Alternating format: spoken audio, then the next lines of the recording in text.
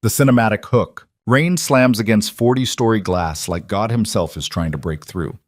Alara Vance stands in the center of the Pinnacle Club's grand ballroom, diamonds dripping from chandeliers overhead, and feels the exact moment her life becomes a carcass for public consumption. Marcus didn't just leave her, he orchestrated a spectacle. In front of 300 of the city's most powerful predators, he chose someone else, announced it like a corporate merger, and walked away while cameras flashed and laughter rippled through the crowd like disease. This is where the story begins. Not with love, but with the brutal education that comes when you realize you've been prey all along. Stick with me until the end of this. Hit that like button and drop your city in the comments so I know my tribe is paying attention. You're going to need to see where this goes. The thing about humiliation is that it has a sound. Alara heard it before she understood what was happening. A collective intake of breath, 300 people synchronized in their hunger for disaster.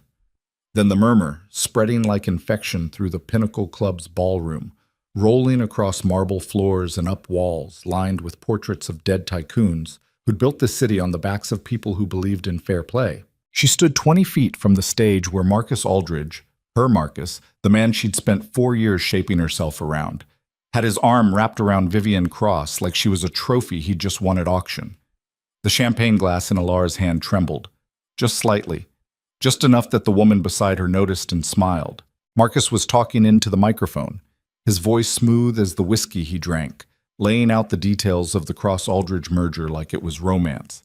He described synergies and market positions while his hand rested on Vivian's hip, proprietary and absolute. The crowd loved it. Corporate conquest dressed up as a love story. The American dream in a $5,000 suit. Alara's throat closed. She'd known something was wrong for months. The late meetings, the distracted silences, the way he'd stopped looking at her during sex, like she was a task he needed to complete before moving on to more important matters. But knowledge and proof are different animals, and watching him claim another woman in front of everyone she knew was proof delivered with surgical precision. Vivian wore red. Of course she wore red. Blood-colored silk that probably cost more than Alara's car, cut to display the kind of body that comes from personal trainers and discipline. She looked at Marcus like he was oxygen, then let her gaze drift across the ballroom until it found Alara. The smile that crossed Vivian's face wasn't cruel. It was worse. It was pity mixed with victory, the expression of someone who'd won a game the other player didn't know they were playing. Marcus finished his speech to applause that sounded like thunder trapped indoors. He kissed Vivian, deep and possessive, while photographers captured it from 6 angles. The crowd erupted.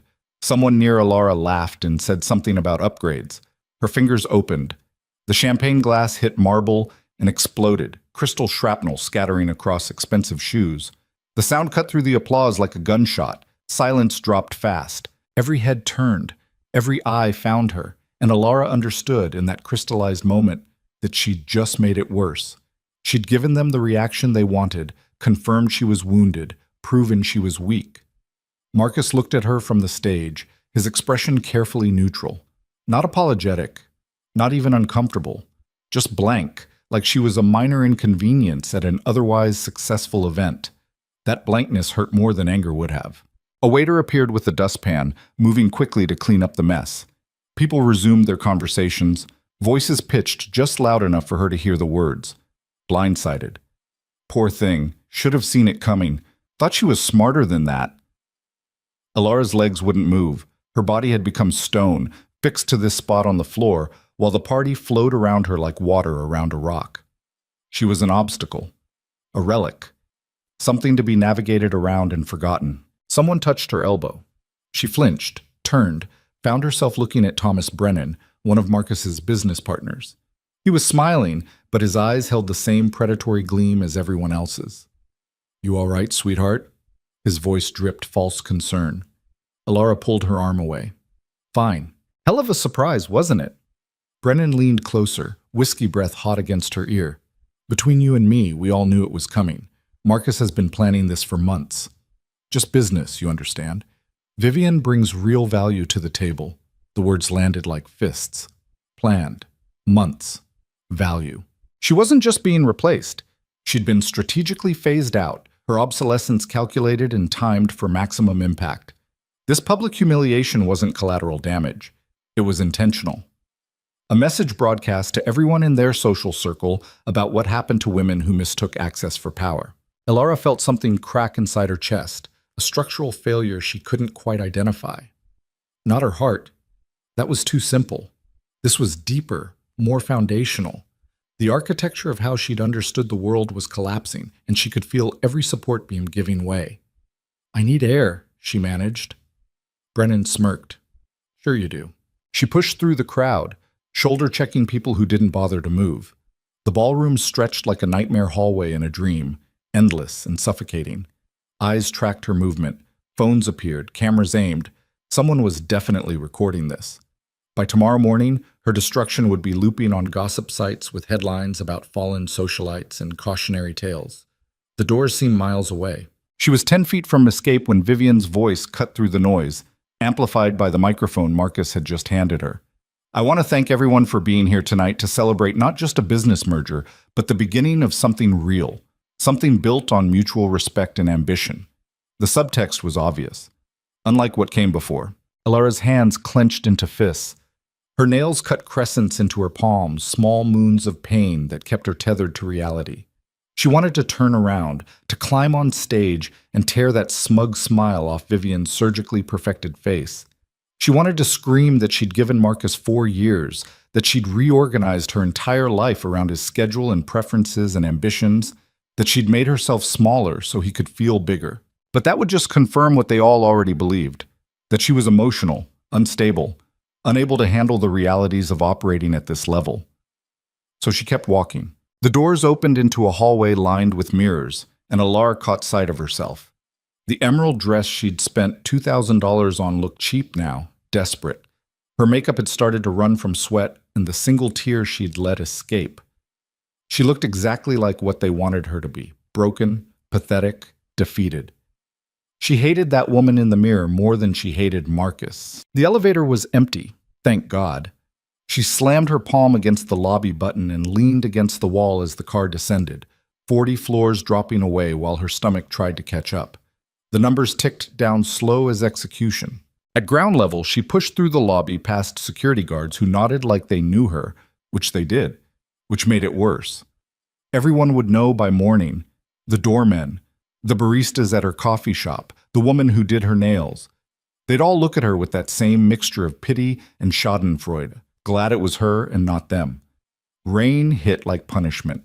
She didn't have an umbrella, hadn't planned for rain because she'd expected to leave the party on Marcus's arm, laughing about something trivial while he held the car door open. Instead, she stood on the sidewalk in a $2,000 dress, getting soaked to the bone, mascara running in black rivers down her face, while behind her the party continued without interruption. Cabs passed without stopping. Of course they did. She looked like disaster, and nobody picks up disaster. The rain got heavier. Thunder cracked overhead, the kind that rattles windows and sets off car alarms. Elara wrapped her arms around herself and tried to remember how to breathe properly. In through the nose, out through the mouth, basic mechanics of staying alive when your body wants to shut down. She should call someone. Her sister, maybe. A friend. Except she didn't have many friends anymore, did she? She'd let those relationships atrophy because Marcus preferred couple friends, people who could be useful to his network. And her sister lived 3 states away with 2 kids and a husband who barely tolerated Elara's presence at Thanksgiving. So there was nobody, just her, the rain, and the growing understanding that she'd built her entire identity around being Marcus Aldridge's partner, and now that foundation was gone. A car pulled up to the curb. Not a cab. Something else. Black, expensive. The kind of vehicle that costs more than most people's houses. The back door opened. "Get in." The voice was male, deep, absolute in its certainty. Not a request. A command delivered by someone who expected obedience. Elara peered into the darkness of the car's interior, but couldn't make out details. Every instinct she had left screamed danger, but standing in the rain crying about a man who'd discarded her in front of 300 witnesses felt more dangerous to her sense of self. She got in. The door closed with the solid thunk of German engineering. The interior smelled like leather and something else, Something darker she couldn't quite identify. Power, maybe. The scent of money so old it had stopped bothering with politeness. The man sitting across from her was a study in controlled violence. He wore a black suit tailored so precisely it looked like armor. His face was all hard angles and discipline, the kind of bone structure that came from generations of selective breeding. His eyes were the color of winter storms, and when they focused on her, Alara felt stripped down to component parts and assessed for value. He didn't smile, didn't offer false comfort, just looked at her with the intensity of someone who saw through flesh to the architecture beneath. "You're Alara Vance." It wasn't a question. She wiped rain from her face with the back of her hand, aware she looked like hell and not particularly caring. "Who's asking?" "Valor Draven." He said it like she should know the name. She didn't. The car began moving, smooth as inevitability. Alara glanced out the window and saw they were heading away from her apartment, away from anything familiar. "Where are we going?" "Somewhere better than where you were."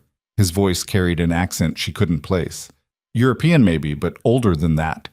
Like English was his fifth language, and he'd learned it from books written when the grammar was different. "I didn't agree to go anywhere with you." Valor's expression didn't change. "You were standing in the rain crying over a man who orchestrated your public humiliation as a power play. I'm offering you an alternative to whatever comes next in that trajectory. You can accept or not, but decide quickly because I don't make offers twice." The absolute certainty in his voice should have been offensive.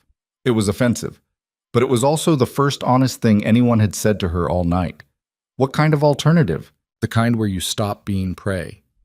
Something in Alara's chest twisted. She looked at this stranger, this man who radiated danger like other people radiated warmth, and felt the strangest sense of recognition. Not like she knew him, but like she knew what he represented. The thing Marcus had pretended to be but wasn't. Actual power, not the performance of it. "Why do you care what happens to me?" Violor leaned forward slightly, elbows on knees, and the movement was precise as a blade finding its target. "I watched what happened in that ballroom. I watched them feed on you while you stood there bleeding. And I thought to myself, this woman has a choice to make. She can let this destroy her, or she can let it remake her into something they'll learn to fear." "Remake me into what?" "Something that survives." The car turned down a street Alara didn't recognize, pulling up to a building she'd never seen despite living in this city for 6 years. It rose like a monument to old money, the kind that predated skyscrapers and stock markets, the kind that built civilizations and then crushed them when they stopped being useful. Valor opened his door and waited. Alara stared at the building, then at him, then back at the rain-soaked streets that would take her home to an empty apartment and a phone that wouldn't ring because everyone she knew was still at that party, still celebrating her destruction. The choice wasn't really a choice at all. She got out of the car. The building's entrance was guarded by 2 men who looked like they could break concrete with their bare hands. They nodded at Valor with the deferent soldiers show generals. The door opened before they reached it, revealing a lobby that belonged in a different century. Marble floors, columns that stretched 3 stories, chandeliers that had witnessed the fall of empires. "How much of this city do you own?" Alara asked as they crossed to an elevator with brass doors. Violor pressed a button without answering. The question itself was answer enough. The elevator rose in silence. Alara caught their reflection in the polished brass, her bedraggled and broken, him pristine and untouchable. They looked like different species. The doors opened onto a penthouse that redefined her understanding of wealth. Floor-to-ceiling windows overlooked the city like a kingdom laid out for conquest. The furniture was minimal, expensive, chosen by someone who understood that true power didn't need to announce itself. A woman appeared from somewhere deeper in the apartment, tall, elegant, with silver hair pulled back severe enough to hurt. She looked at Alara with the clinical assessment of a surgeon planning an incision. "Get her cleaned up," Valor said. "Burn the dress." The woman nodded and gestured for Alara to follow. "Wait," Alara said, turning back to Valor. "You still haven't told me why you pulled me out of the rain." For the first time, something like emotion crossed his face. Not quite a smile. Darker than that. "Because you were drowning, and I have use for people who know what it feels like to drown." He walked away before she could respond, disappearing into another room and leaving Alara standing in this palace with a woman who looked at her like she was a project requiring significant investment. "This way," the woman said. Her accent matched Valor's, that same ancient quality. "We have a great deal of work to do." "Work on what?" "On teaching you the difference between being discarded and being reborn." Alara followed her through hallways lined with art that probably belonged in museums. They passed rooms she couldn't quite see into, caught glimpses of other people moving with purpose. This wasn't just a home.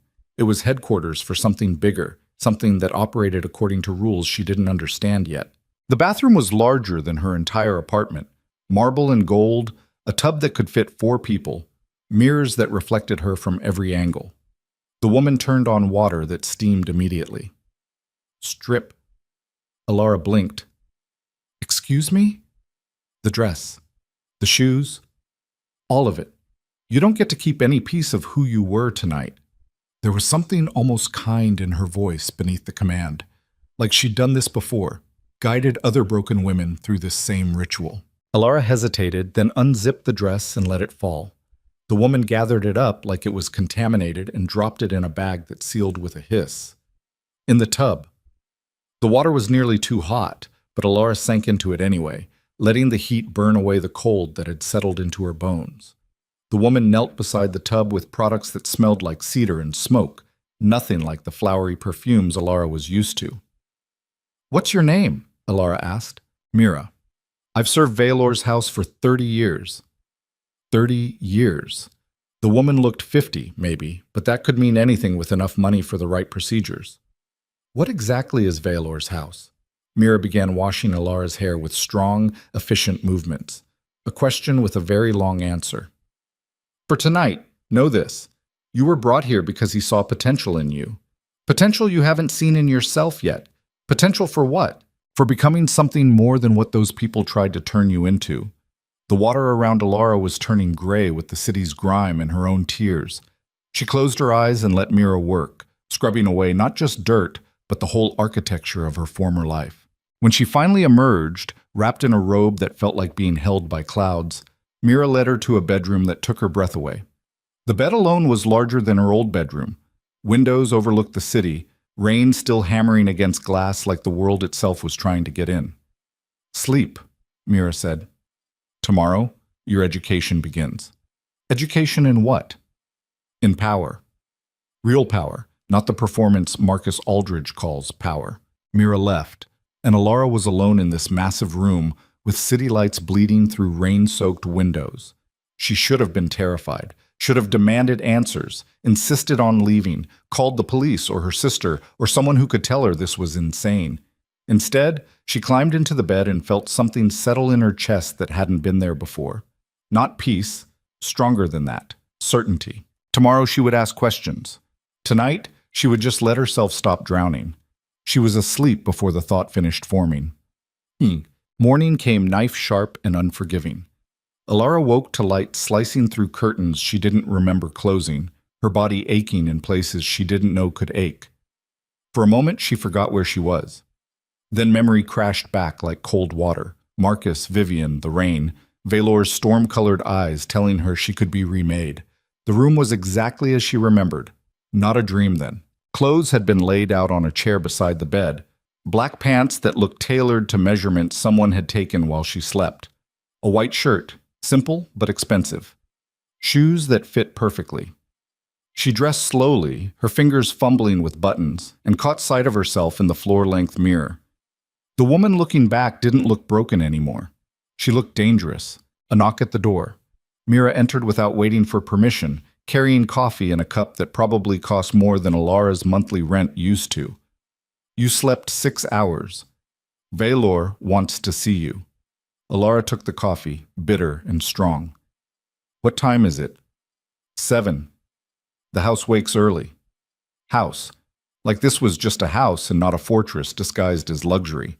Mira led her through corridors that seemed to shift in the morning light, revealing details she'd missed in last night's chaos. Art that had to be original. She recognized a Rothko, a Basquiat, others she couldn't name but felt in her gut were priceless. They passed other people, men and women in dark clothes who moved with military precision, nodding at Mira but studying Alara like she was a variable in an equation they were still solving. The room Veilor occupied could have been a library or a war room or both. Shelves lined with books in languages Alara didn't recognize. A desk that looked carved from a single piece of obsidian. Maps on the walls showing territories she couldn't identify. Veilor stood at the window, hands clasped behind his back, looking out at the city like a general surveying a battlefield. He didn't turn when she entered. "You have question." It wasn't a question, so Alara didn't treat it like one. "About 1,000. Start with the important ones." She moved closer, coffee cup warm in her hands. "Who are you really?" Veilor turned. In daylight, he was more terrifying than he'd been in the car. The angles of his face suggested violence held in check by discipline. His suit was black again, perfectly tailored, and she understood now that this wasn't fashion, it was uniform. "I'm someone who's been alive long enough to watch your city rise from nothing," he said. "Someone who's built and destroyed more empires than your history books acknowledge. Someone who operates in the spaces your kind don't believe exist. My kind. Humans who think power is something you earn through hard work and fair play." The word humans hit like a slap. Alara set her coffee down before she dropped it. "What are you saying? That the world you know is a shallow pool and you've been paddling in it thinking you understood depth." Veilor moved closer, each step measured. "Below that pool is an ocean, ancient hierarchies, species your ancestors turned into myths because they couldn't process the truth. I rule a portion of that ocean, and last night I decided you were worth pulling beneath the surface." Alara's throat went dry. "This is insane." "Is it?" "Yesterday, the man you'd spent 4 years with discarded you in front of hundreds as a power play. You stood there bleeding while they laughed. That's the world you think makes sense?" He was right, and she hated him for it. "Why me? There must be dozens of women humiliated every night in this city. Why pull me out?" Veilor's expression shifted, became something almost like interest. "Because when I looked at you standing in that ballroom, I didn't see a victim. I saw rage being held in check by conditioning. I saw someone strong enough to survive being prey who might be strong enough to become predator. And if I'm not, then you'll be another disappointment in a long line of disappointments. And I'll send you back to your ordinary life with enough money to rebuild and forget this happened." The casual brutality of it should have offended her. Instead, it clarified things. He wasn't offering rescue. He was offering opportunity, and opportunity was always a knife that cut both ways. "What do you want from me?" "To see if you can become what I think you can become." "Which is?" Veilor smiled, and it was the most dangerous thing Alara had ever seen. A queen. The word hung in the air like a blade waiting to fall, and Alara felt every certainty she had left crack down the middle. The word queen hung between them like a detonation waiting to complete its physics. Alara felt her lungs forget their function, felt every muscle in her body locked down while her brain tried to process what Veilor had just said. Not companion, not partner. Queen. She forced air through her throat, and it came out jagged. "You're completely insane." Veilor's expression didn't change. He stood there in his black suit like carved marble, radiating the kind of certainty that came from watching centuries pass and learning that hesitation was a luxury reserved for the weak. Insanity is believing the structures you see are the only structures that exist. You spent 4 years investing in a man who saw you as currency. I'm offering you sovereignty. Sovereignty over what? Alara gestured at the room, the impossible wealth, the maps showing territories that didn't match any geography she recognized. "Whatever fantasy world you've built here?" "Fantasy?" The word seemed to amuse him. "Tell me, when Marcus orchestrated your humiliation last night, did that feel real?" The question was a blade finding the exact spot where she was still bleeding. Alara's hands clenched into fists. "Don't use what happened to me as leverage for whatever game you're playing. I'm not playing anything." Veilor moved closer, each step deliberate, and Alara forced herself not to retreat. "You were destroyed in front of 300 people because you didn't understand the actual rules of the game you were playing. Marcus knew them. Vivian knew them. You were the only one operating under the delusion that merit and loyalty mattered. So what? You're going to teach me the real rules? Make me into some kind of ruthless power player?" "No." Veilor stopped close enough that she could feel the heat coming off him, could see the absolute lack of doubt in those winter storm eyes. "I'm going to show you that the game you thought you were playing doesn't matter. The real game is older, deeper, and run by beings who've forgotten more about power than Marcus Aldridge will ever learn. Beings. He kept using that word like it meant something specific. Elara's pulse hammered against her ribs. She should walk out. Should call someone, get help, escape before whatever this was pulled her under completely. But there was something in Valor's presence that made retreat feel like cowardice, and she'd already been made to feel small enough for one lifetime. "Prove it," she said. "Prove any of this is real." Valor smiled, and it was the expression of a predator who'd just been given permission to show teeth. Mira. The woman appeared in the doorway so quickly she must have been waiting just outside. "Yes?" "Clear the east wing. I'm going to show Ms. Vance why she should stop thinking like prey." Mira's expression flickered with something that might have been concern, but she nodded and disappeared. Valor turned back to Elara with that same dangerous smile. "Come with me. What you're about to see will either break the conditioning that's kept you docile, or it will break you entirely. Either outcome is informative." He walked toward the door without checking to see if she'd follow, absolute in his certainty that she would. And she did, because the alternative was standing alone in this room full of maps to nowhere, and at least forward motion felt like choice. They moved through corridors that seemed to extend beyond the building's physical dimensions, past rooms where she caught glimpses of people engaged in activities that looked like combat training mixed with something else, something that made her eyes hurt when she tried to focus. The air itself felt different here, charged with potential energy that raised the hair on her arms. Valor stopped at a door that looked older than the building around it, heavy wood bound with iron that had the patina of genuine age. He placed his palm against it, and something inside the mechanism responded, locks disengaging with sounds like bones settling. "What you're about to witness is a fraction of what exists beneath the surface of your ordinary world," he said. "There are older hierarchies, ancient bloodlines, species that evolved in darkness while humanity was learning to make fire. Most humans never see this because they're not equipped to process it. But you're stronger than most, or you wouldn't still be standing after last night." The door opened onto a stairwell descending into darkness that seemed absolute. No emergency lighting, no architectural concessions to human fear, just black going down. Elara's throat went dry. "Where does this lead?" "To the part of my house where I keep the things your kind would call monsters." He started down without hesitation, his form disappearing into shadow like it was welcoming him home. Elara stood at the threshold, every survival instinct screaming at her to run. But running meant going back to an apartment full of Marcus's ghost, to a phone full of messages from people who'd watched her destruction and done nothing, to a life that had revealed itself as a carefully constructed lie. She stepped into the darkness. The stairs went down farther than made architectural sense. Elara counted steps at first, lost track somewhere around 100. The temperature dropped. Her breath became visible.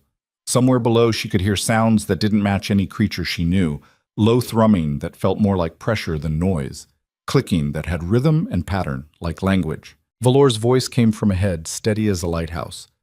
"Fear is useful. It keeps you alert. But don't let it paralyze you. What you're about to see has existed since before your ancestors crawled out of caves. It's not going to stop existing just because you're scared." The stairwell opened into a space that defied geometry, a chamber that stretched in directions Elara's eyes couldn't quite track, lit by something that wasn't fire or electricity but pulsed with its own bioluminescence. The walls were lined with enclosures, some glass, some bars, some that seemed to be made of shadow held in place by will alone. And inside those enclosures were things that proved every myth true. A creature that was almost human but not quite, skin like porcelain stretched over bones too long and joints that bent wrong. It watched her with eyes that held intelligence older than civilizations. Something that might have been called a dragon if dragons were real, scaled and magnificent, smoke curling from nostrils as it tracked their movement with interest that felt predatory. Others that defied description entirely, shapes that hurt to look at directly. Beings that existed in states between solid and liquid and something else altogether. Elara's knees threatened to give out. "This isn't possible." Valor stood beside her, hands clasped behind his back like he was showing her a museum collection. Possible is a word humans use to limit their understanding of reality. Everything you see here exists, has always existed. Your kind just decided it was safer to call it myth than face the implications. The creature that was almost human pressed against its glass enclosure, tilting its head at an angle that made Alara's stomach turn. It spoke, voice like wind through hollow trees. New blood. Fresh terror. So delicious. Alara stumbled backward, crashed into Veilor's chest. He caught her with hands that were gentle but absolute, holding her upright when her body wanted to collapse. Breathe, he said against her ear. You're having an ontological crisis. Your brain is trying to reconcile what you're seeing with what you've been taught is real. It will pass. What are you? The question came out broken. Veilor turned her to face him, his hands on her shoulders, and for the first time she saw something in his expression that wasn't complete control. Vulnerability, maybe, or the memory of it. I'm what humans become when they stop aging and start accumulating power instead. I was born in a time when your kind still believed in magic because you hadn't invented science to explain it away. I've built empires and watched them fall, loved people who turned to dust, learned that attachment is weakness and control is the only constant. He released her, stepped back, and Alara saw him fully for the first time. Not a man, something wearing the shape of one, something that had forgotten what it meant to be mortal. You rule over these things? Her voice barely worked. Some of them. Others are here by choice, seeking protection from a world that would destroy them if it acknowledged they exist. This is a sanctuary and a stronghold, a reminder that the human world is not the only world. And you want me to be part of this? To rule over monsters? I want you to understand that the distinction between monster and human is arbitrary. Veilor gestured to the enclosures. These beings have codes of honor, hierarchies, families. They love and hate and fear just like your kind.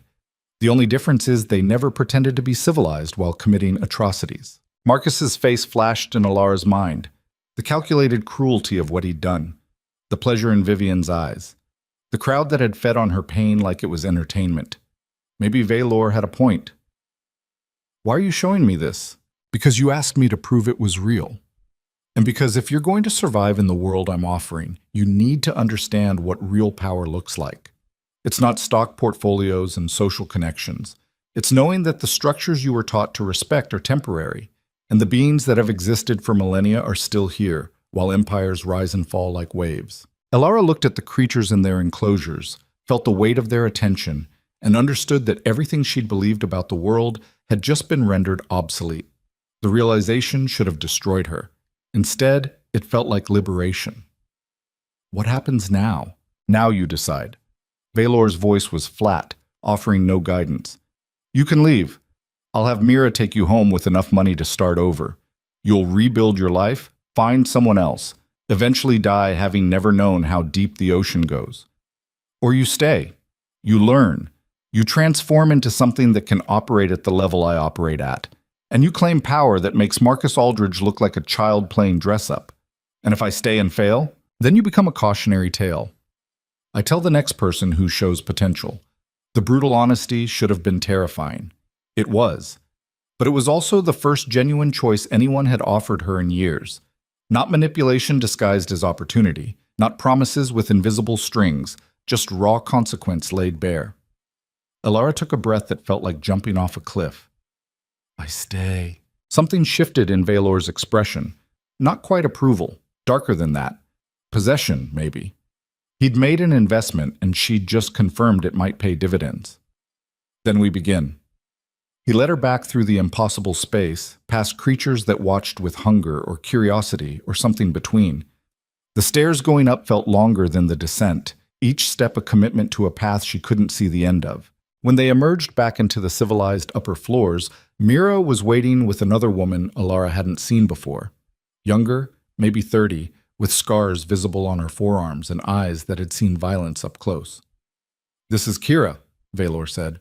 She'll be responsible for your physical training. Physical training for what? For surviving in a world where contracts are settled through trial by combat and showing weakness gets you killed. Kira's voice was blunt as a hammer. You move like someone who's never had to fight for anything real. We're going to fix that. Alara bristled. I can handle myself. Kira smiled, but there was no warmth in it.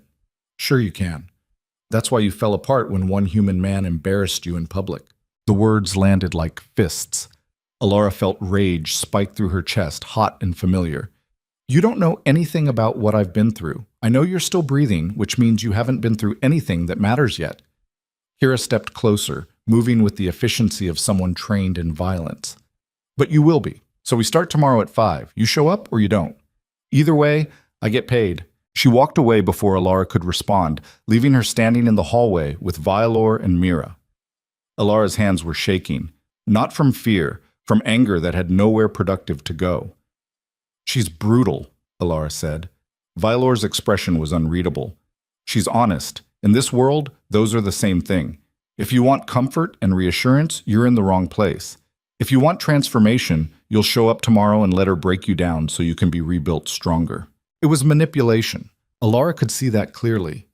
Valor was using her anger, her pride, her desperate need to prove she wasn't weak. But knowing it was manipulation didn't make it less effective. Fine. I'll be there. Good. Valor turned to Mira. Show her the library. She needs to start understanding the real history of the world she's entering.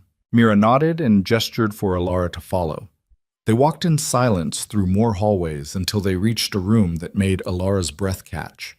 Books floor to ceiling, thousands of them, some bound in leather that looked older than countries. Scrolls in cases, tablets with markings that predated written language. This is the accumulated knowledge of 5,000 years, Mira said quietly. Every major civilization, every secret they tried to hide, every truth your history professors would call fantasy. Valor expects you to read at least 3 hours a day, 3 hours on top of physical training, on top of everything else. Sleep when you can. There's no gentle transition here. Mira left her alone in the library. Alara stood surrounded by impossible knowledge, feeling the weight of what she'd agreed to settle over her like armor. Yesterday she'd been someone's discarded girlfriend.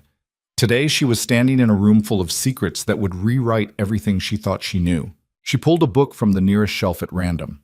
The pages were handwritten in script that looked medieval, documenting something called the Convergence Wars.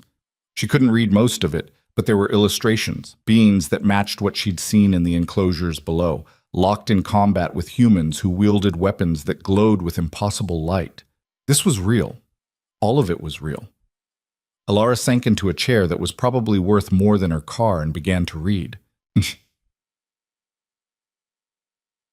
5 in the morning came like punishment. Alara had slept maybe 3 hours, her brain too full of impossible information to shut down properly. The book she'd been reading detailed a war that had supposedly happened in what her history called the Dark Ages, except it wasn't dark because of lack of progress. It was dark because beings from beneath the world had emerged to claim territory, and humanity had barely survived. Now she stood in a training room that looked designed to withstand explosions, facing Kira, who looked fresh as morning despite the hour. The woman wore workout gear that showed muscle earned through violence, not vanity. We're going to start simple, Kira said. Show me how you'd defend yourself if someone attacked you. Alara shifted her weight, tried to remember the self-defense class she'd taken 4 years ago that Marcus had suggested was paranoid. I don't really know how. Exactly. Kira moved so fast Alara didn't process it, suddenly behind her with an arm around her throat in a hold that cut off air immediately. This is what happens when you don't know how. You die. Panic flooded Alara's system. She clawed at Kira's arm, useless, couldn't get leverage, couldn't breathe. Kira released her. Alara crashed to the floor gasping, throat on fire. Get up. Alara stayed down trying to remember how to breathe properly. That wasn't training, that was assault, that was a demonstration. Kira crouched beside her, voice flat. Every creature in Valor's enclosures could do that to you without thinking. Every rival in the courts you're going to navigate could end you before you finished a sentence. You're soft, weak, built for a world that doesn't exist down here. So we're going to fix that, or confirm you can't be fixed. Alara pushed herself up, legs shaking. Her throat felt bruised. I didn't agree to be tortured. You agreed to be transformed. Kira stood. Those are the same thing. Now show me a punch. Alara threw what she thought was a punch. All arm, no technique. Kira caught her wrist mid-swing and twisted, sending pain shooting up Alara's shoulder. Terrible. You telegraph everything, no power from your core. A child could block that. Kira released her. Again. They went like that for an hour, Alara throwing increasingly desperate strikes, while Kira dismantled each one with clinical precision, pointing out every flaw, every weakness, every habit that would get her killed in actual combat. By the end, Alara was covered in sweat and shame, her body aching in places she didn't know existed. "That's enough for today," Kira finally said. "Tomorrow we'll work on not falling down when someone looks at you wrong." Alara wanted to snap back, but she didn't have the energy. She limped toward the door. "Vance." She turned. Kira was watching her with something that might have been respect or might have been pity. "You showed up. Most people don't make it past the first session. That counts for something." It was the closest thing to kindness Kira had offered. Alara nodded and left before her throat could close up completely. Mira found her in the hallway, offered water and a protein bar without comment. "Your schedule for the rest of the day has been sent to your room. 3 hours in the library, then an afternoon session with Veilor. Session on what? Politics. How to read a room. How to identify threats. How to be in the presence of beings who could destroy you without learning to fear them so much you become useless." Fantastic. Alara drank the entire bottle of water in one go. The library session was brutal in a different way. Mira had left a stack of texts on the table, each one more disturbing than the last. Treaties between human kingdoms and what the books called the Elder Courts. Accounts of wars fought over territory both physical and metaphysical. Rules of engagement that involved ritual combat and blood oaths and consequences that lasted generations. Alara's head throbbed. The words started blurring together. She was reading about something called a claiming right when Veilor appeared in the doorway. "How much have you absorbed?" "Enough to know I don't understand anything." "Good. That's the first step toward actual understanding." He moved into the room, powerful and controlled. "Come with me. It's time you met some of the individuals you'll be dealing with." "Dealing with how?" "As my chosen partner, you'll be expected to attend court functions, political negotiations, social events where every word is a weapon and every gesture carries weight." "I haven't agreed to be your partner." Veilor's expression was patient in the way adults are patient with children throwing tantrums. "You agreed to be transformed. Part of that transformation involves stepping into the role I'm offering, unless you'd prefer to remain a student forever." The manipulation was obvious, and it still worked. Alara stood, her muscles screaming protest. "Where are we going?" "To a gathering of the city's actual power structure, not the Marcus Aldridges who think money makes them important. The beings who were here before this city existed and will be here after it falls." The gathering was held in a building Alara had passed 100 times without really seeing. It looked abandoned from the outside. Windows dark, facade crumbling. Inside was different. Inside was a cathedral to power, soaring ceilings and columns that looked grown rather than built, lit by sources that cast no shadows. And it was full of things that looked human until you really looked at them. Veilor kept his hand on her lower back as they entered, a gesture that looked protective but felt like ownership. People turned to watch. Not people. Beings. Alara could see it now, the small wrongnesses that marked them as other, eyes that reflected light wrong, movements too fluid, smiles with too many teeth. "Veilor Draven," a voice called out. "Lovely of you to join us, and you've brought a pet." The speaker was tall and thin, beautiful in the way knives are beautiful. Female-shaped, but definitely not human. She moved through the crowd toward them with predatory grace. "Seraphine." Veilor's voice was neutral. "This is Alara Vance. Not a pet. A candidate." Seraphine's smile sharpened. "A candidate for what exactly?" "You've been alone for 2 centuries. Forgive me if I'm skeptical about your sudden interest in companionship. I don't require your forgiveness or your skepticism." The air between them crackled with tension that made Alara's skin prickle. Other beings were watching now, conversations dying as they sensed conflict. "She's human," Seraphine said, circling closer. "Fragile. Temporary. What could she possibly offer that would be worth breaking tradition?" Veilor's expression didn't change, but Alara felt his hand tighten against her back. "That's not your concern. Everything that affects the balance of power in this city is my concern.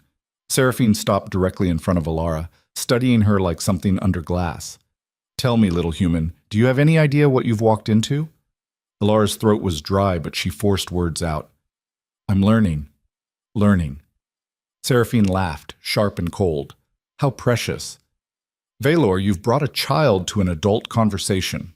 Rage flared in Alara's chest, hot and welcome. I'm not a child. No? Then prove it. Seraphine's eyes glittered with malice. Answer me this. Why should anyone here respect you? You have no power, no history, no claim to authority. You're just another human who got lucky enough to catch a king's attention. The words hit every bruise Marcus had left, every insecurity, every moment of standing on the outside of conversations that mattered. Alara felt herself shrinking, becoming small. Then Valor spoke, and his voice cut through the room like a blade through silk. She doesn't need to justify herself to you or anyone else here. I've chosen her. That's the only claim to authority that matters. Seraphine's smile turned vicious. How romantic. And when you tire of her? When the novelty wears off and you remember why you've stayed alone? That won't happen. The certainty in his voice made Alara's breath catch. Valor stepped forward, positioning himself slightly in front of her, and the gesture was clear to everyone watching. Protection, possession, declaration. Seraphine's expression hardened. You're making a mistake. I've made mistakes for over 1,000 years. This isn't one of them. The tension broke like glass.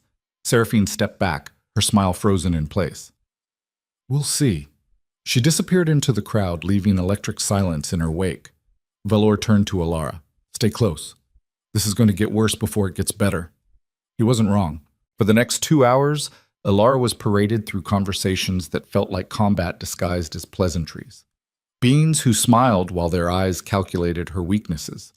Questions that sounded innocent but carried layers of subtext she couldn't quite parse. Every interaction was a test she didn't know she was taking. And through it all, Valor remained at her side, solid as a fortress, deflecting threats with minimum effort and maximum effect. She saw how they looked at him, with fear and respect and grudging admiration. This was real power. Not the performance Marcus had engaged in, but the genuine article. Authority earned through centuries of proving he couldn't be destroyed. By the time they left, Alara's head was spinning. The car ride back was silent. Valor stared out the window at the city passing by, his expression unreadable.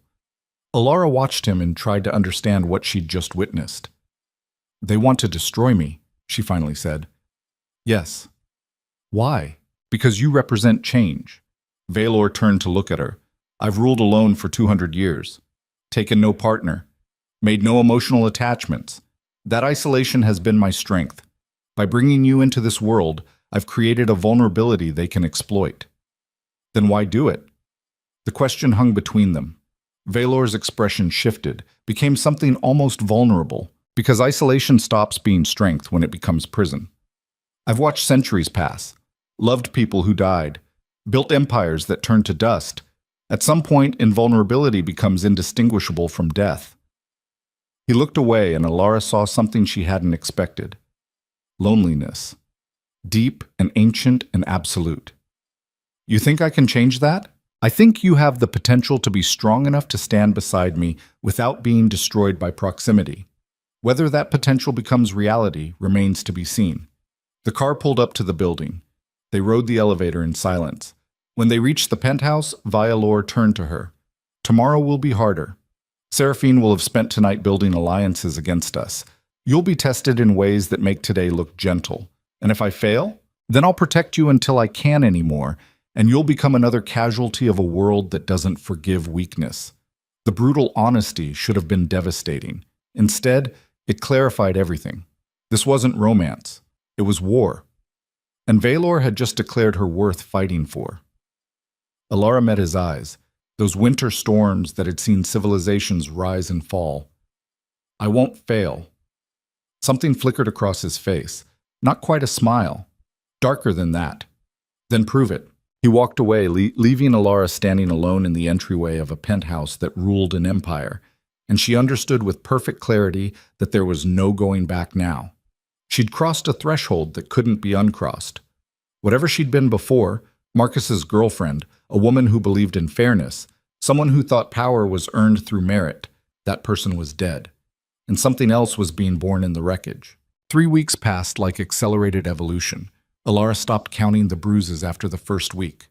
Her body became a map of transformation written in purple and yellow, each mark a lesson learned through pain. Kira was relentless.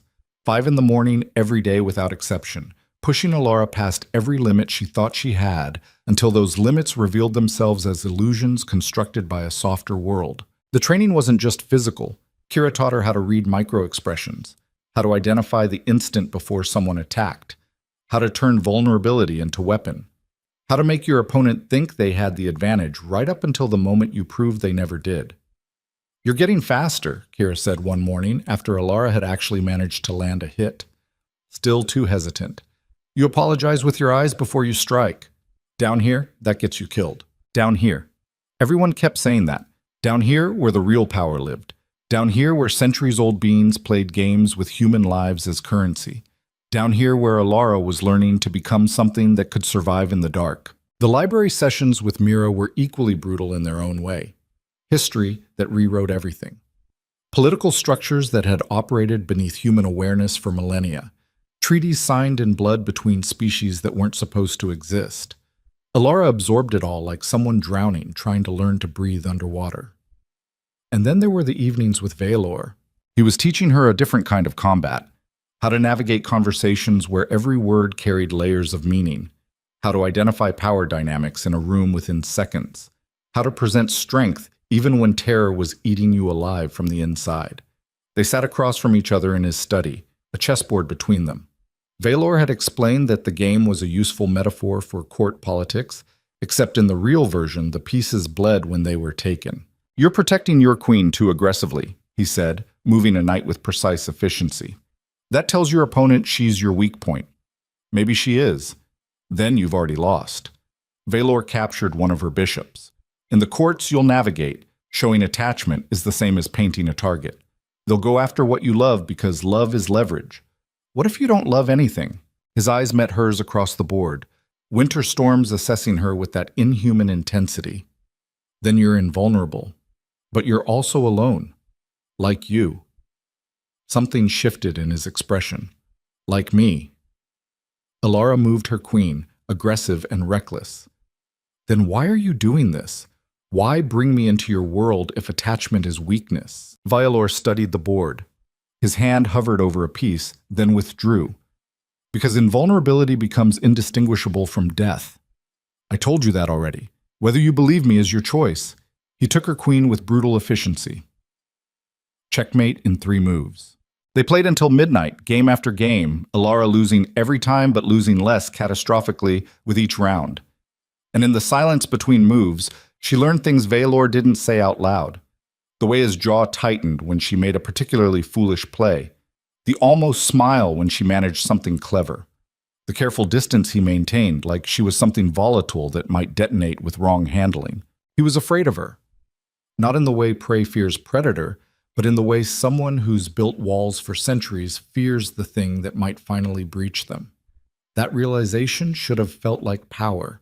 Instead, it felt like responsibility she didn't know how to carry.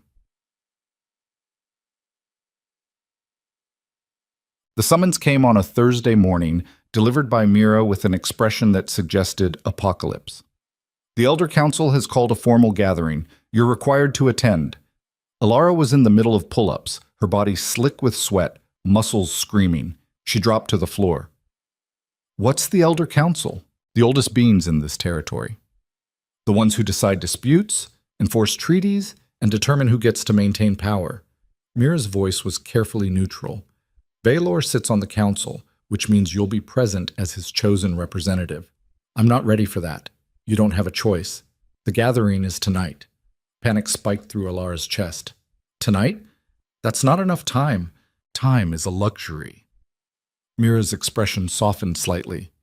"You've learned more in 3 weeks than most humans learn in years. Trust that preparation." "What if I mess up?" "Then Valor's position on the council becomes vulnerable, and everything he's built over 1,000 years starts to collapse." No pressure. The brutal honesty was actually helpful. It turned abstract fear into concrete stakes, and concrete stakes Alara could work with. She'd spent her whole life managing other people's expectations. This was just a higher stakes version of the same game. What do I need to know? Mira pulled out a tablet and started walking her through the council structure. 7 primary members, each representing a different faction of non-human society. Veilor represented what Mira called the sovereign bloodlines, beings like him who'd achieved immortality through will and conquest. Seraphine represented the Fey courts. Others represented vampiric houses, shifter clans, entities that defied easy classification. The council met quarterly to address territorial disputes, enforce ancient laws, and maintain the balance that kept their world hidden from human awareness. Attendance was mandatory, so was presentation of any new political developments. Like claiming a human as a potential partner, Alara said. Exactly. Mira's expression was grim. Veilor invoked an archaic provision called a claiming right. It means you're under his protection, but it also means you're subject to council approval. They have the right to test you. Test me how? That varies. Sometimes it's combat. Sometimes it's a trial of knowledge or will. Sometimes it's more creative. Creative was not a word Alara wanted associated with immortal beings testing her worth. The rest of the day passed in a blur of preparation. Mira drilled her on protocol, on how to address each council member, on the subtle body language that conveyed respect without submission. Kira ran her through combat scenarios that left Alara bloodied and exhausted. Veilor went over political angles, explaining alliances and feuds that stretched back centuries. By the time evening arrived, Alara felt like her brain might leak out her ears. Mira brought her a dress that looked like it cost more than a car. Black silk that moved like liquid shadow, cut to be elegant and intimidating simultaneously. Jewelry that Mira claimed was protective as well as decorative, ancient symbols worked into modern design. Alara stared at herself in the mirror and saw someone she didn't quite recognize. Harder, sharper. The softness Marcus had preferred had been stripped away, revealing angles and edges. "You look dangerous," Mira said. "That's good. Dangerous is respected. I feel like I'm about to throw up. Also good. Fear keeps you alert." The gathering was held in the same building as the previous event, but they descended deeper this time, past the main hall into chambers that felt older than cities. The walls were carved with symbols that hurt to look at directly, and the air tasted like metal and old blood. The council chamber was circular with 7 thrones arranged in an arc, not chairs. Thrones. Each one unique, reflecting the nature of its occupant. Veilor's was black stone carved to look like frozen shadow.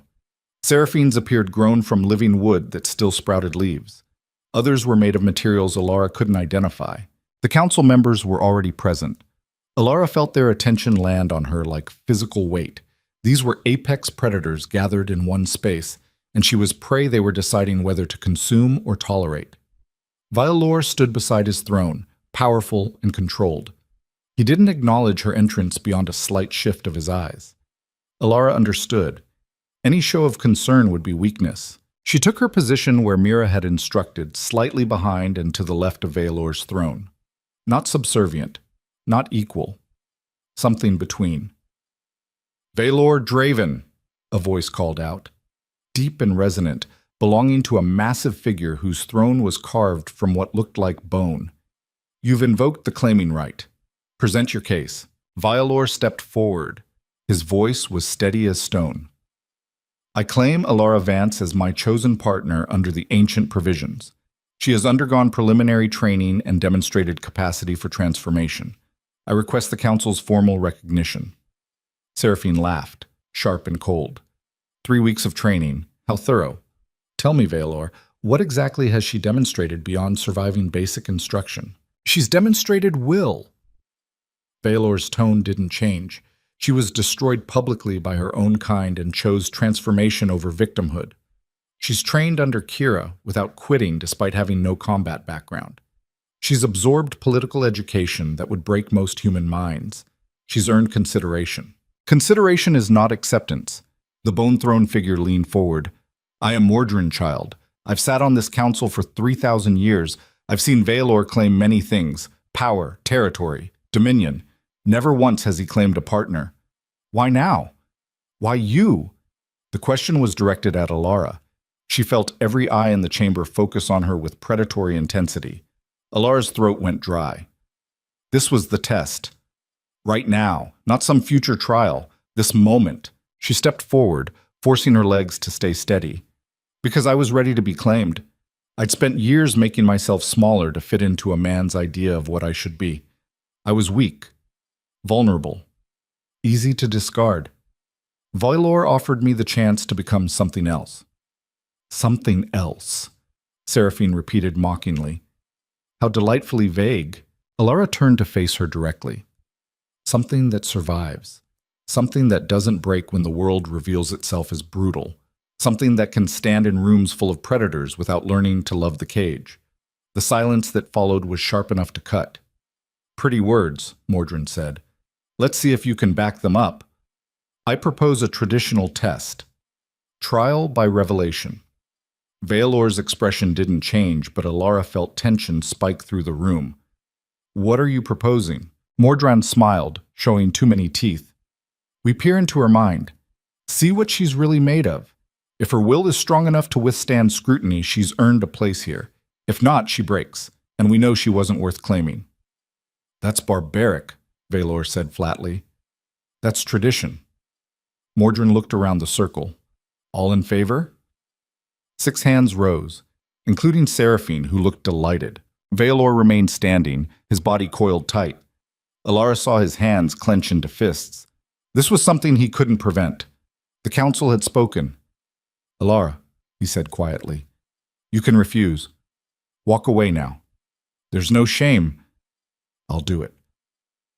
The words came out steadier than she felt, because shame was exactly what she'd feel if she ran. Shame and the knowledge that she'd proven everyone right who said she wasn't strong enough for this world. Vailor looked at her for a long moment. Something passed between them, some understanding that didn't need words. Then he stepped back. So be it. Mordrin rose from his throne, towering and terrible. He moved toward Alara with deliberate steps. When he placed his hands on either side of her head, his palms were furnace hot against her temples. This will hurt, he said. Try not to scream too much. The world shattered. Pain wasn't the right word. This was invasion. Violation. Mordrin's consciousness poured into her mind like acid, burning through every defense, every private thought, every hidden shame. Alara felt him rifling through her memories like files, pulling out moments she'd buried.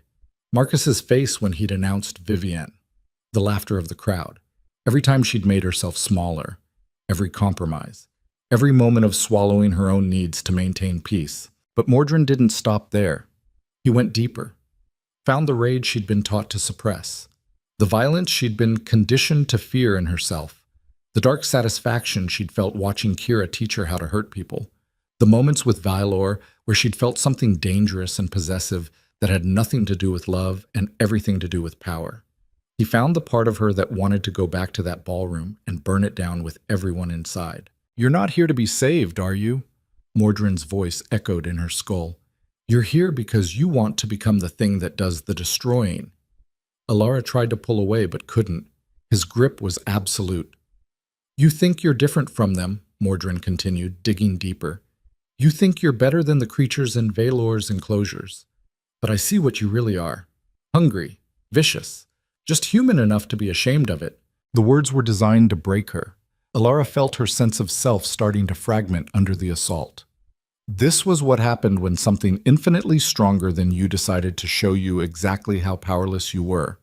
And then she stopped fighting it. The shift was internal, fundamental. Instead of resisting Mordrin's invasion, Alara leaned into it, opened every door, showed him everything. The rage, the hunger, the darkness. The part of her that had always known the civilized world was a performance and had been waiting for permission to stop pretending. Yes, I want to destroy them, she thought at him with crystalline clarity.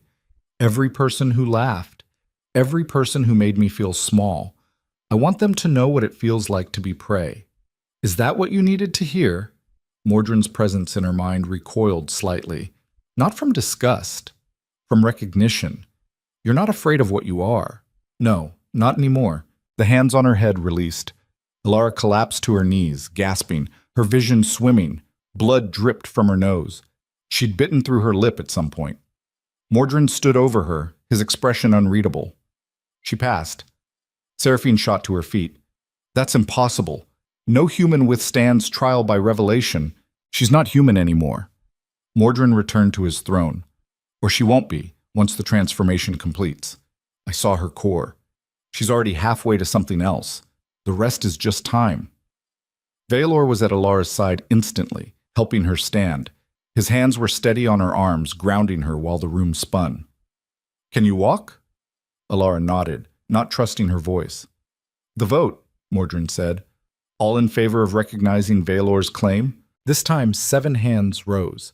Even Seraphine, though she looked like each finger was being broken as she raised them. It's done. Mordrin's voice was final. Alara Vance is recognized as Vaelor Draven's claimed partner.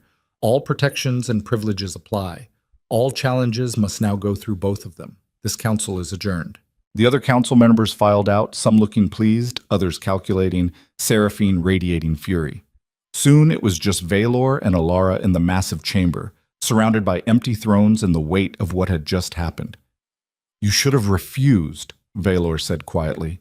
If I had, you would have lost respect. Respect isn't worth your sanity. Alara laughed, the sound broken. My sanity was already questionable. I just let a 3,000-year-old being root through my brain. I think we're past worrying about mental health. What did he see?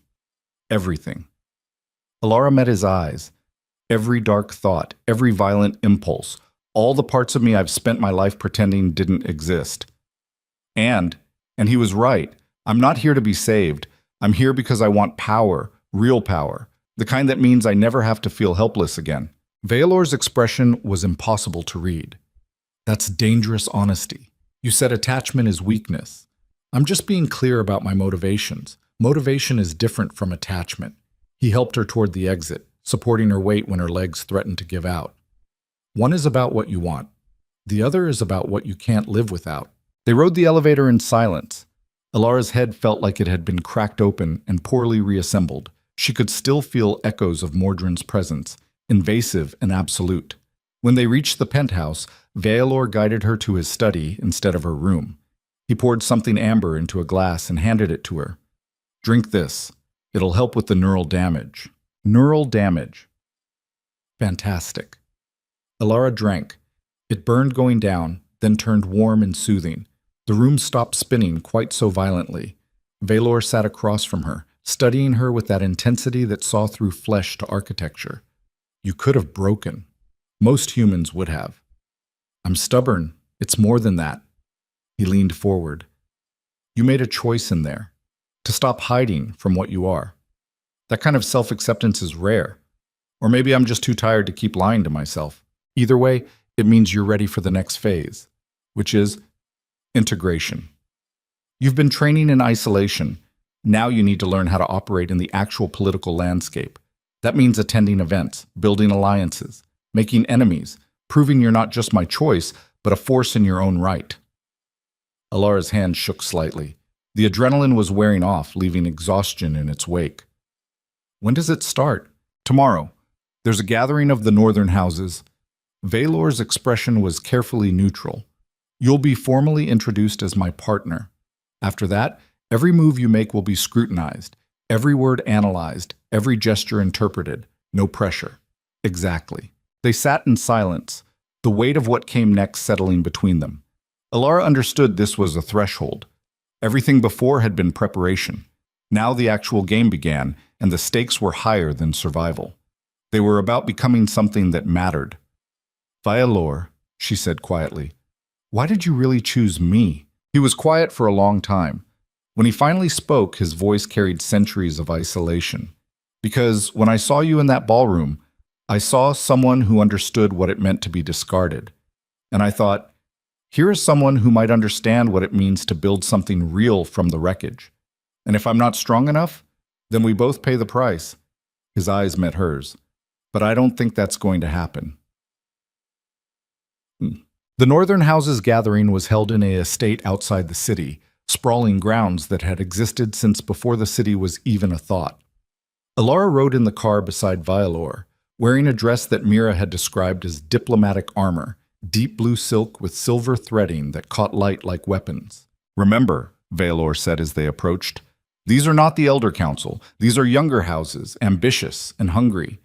They'll test you differently, more subtly. Watch for the knives disguised as compliments." The estate was gorgeous and threatening simultaneously. Manicured gardens hiding predators, elegant architecture concealing blood-soaked history. They were greeted by servants who looked human but moved wrong, too fluid, too precise. Inside, the gathering was already in full swing. Hundreds of beings in elegant clothes, drinks in hand, conversations flowing like water over razors. Music played somewhere, something classical and haunting.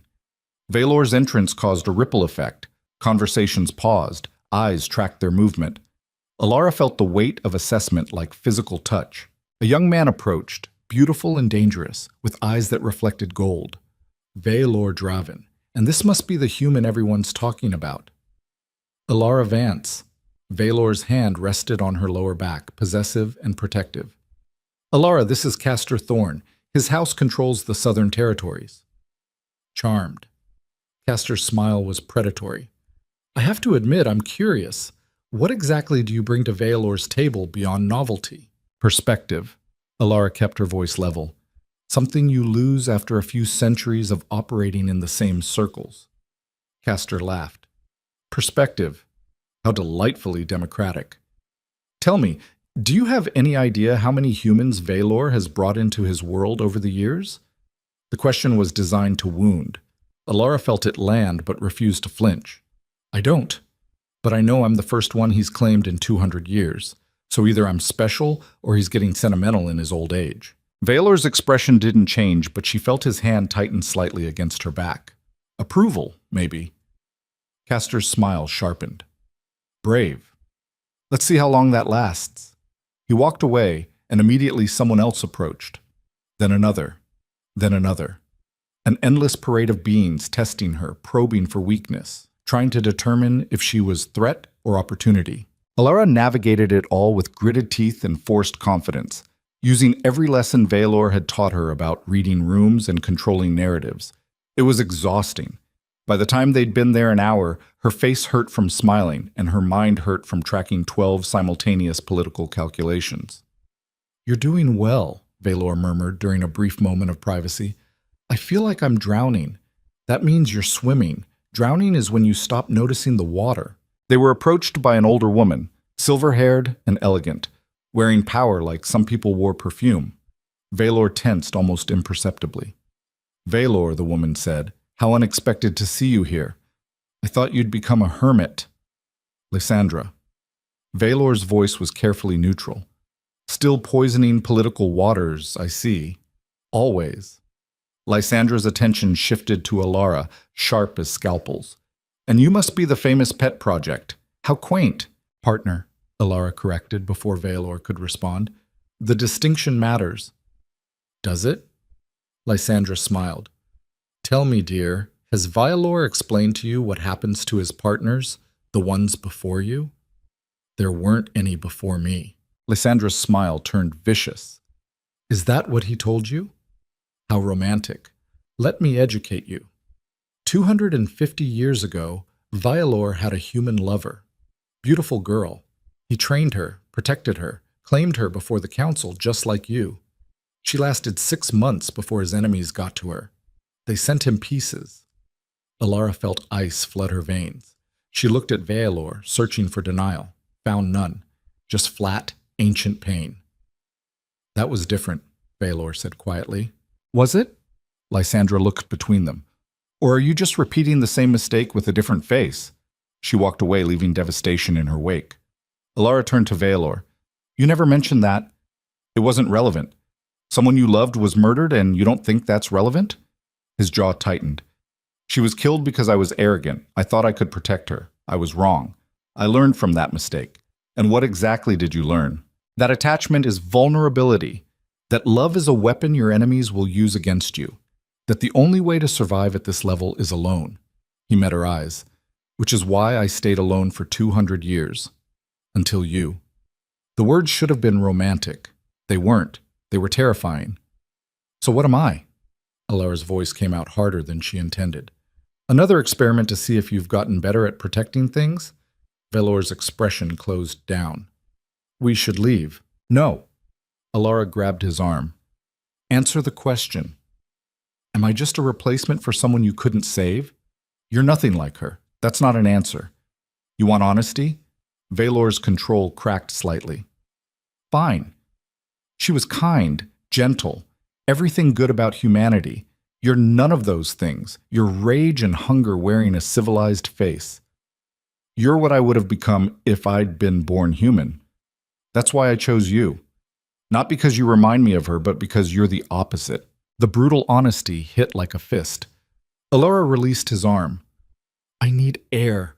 She pushed through the crowd before he could stop her, ignoring curious looks, heading for the garden she'd seen on approach. The night air was cold and sharp, clearing her head. Rage and hunger wearing a civilized face. Was that really what he saw when he looked at her? Movement to her left. Alara spun, instinct screaming danger. Seraphine emerged from the shadows, smiling like broken glass. Trouble in paradise already? What do you want? To warn you. Seraphine moved closer, predatory and graceful. You passed the council test. Congratulations. But that was theater. The real test is surviving what comes next. Which is, everyone who wants Velor dead now has a convenient target. You. Seraphine's voice was almost kind. He's made enemies over 1,000 years. Beings who've waited centuries for an opening. You're that opening. Then they'll be disappointed. Will they? Seraphine tilted her head. Tell me, how do you kill something that's immortal? You can't. But you can destroy what they love, make them watch it die, break them from the inside. It's actually quite elegant. Alara's hands clenched into fists. If you're trying to scare me, I'm trying to educate you. Seraphine's expression turned serious. I don't particularly like you. You're arrogant, untrained, and painfully human, but I respect Velor even when I disagree with him, and watching him go through that pain again will be unbearable for everyone who remembers. Then help me survive. Help me. I can't. Seraphine stepped back into shadow. No one can. You're either strong enough to navigate this world or you're not. The test has already begun, and you don't even know who your enemies are yet. She disappeared, leaving Alara alone in the garden with ice crawling up her spine. Footsteps behind her. Alara turned, expecting Velor. It was Castor Thorn, flanked by two others she didn't recognize. Leaving so soon? Castor's smile was sharp. The party's just getting started. I needed air. Of course you did. Humans are so fragile. Castor moved closer. Tell me, Alara, do you know what the northern houses really think about Velor's little claiming ceremony? I'm sure you're about to tell me. We think it's weakness. Castor's voice dropped, intimate and threatening. A king who ruled alone for 2 centuries suddenly needs a pet human? It suggests vulnerability. And vulnerability invites challenge. Alara kept her voice steady. Challenge him then. See how that works out. Oh, we will. Castor's smile widened, but not directly. That would be crude. No, we'll challenge his judgment, his strength, his ability to protect what he claims. We'll take you apart piece by piece and make him watch, just like last time. The threat was explicit now. Alara felt adrenaline spike through her system. Kira's training kicked in. She cataloged exits, calculated distances, assessed threats. 3 against 1. Bad odds. But not impossible. You think Velor will let you touch me? I think Velor can't be everywhere at once. Castor took another step. And accidents happen at gatherings like this.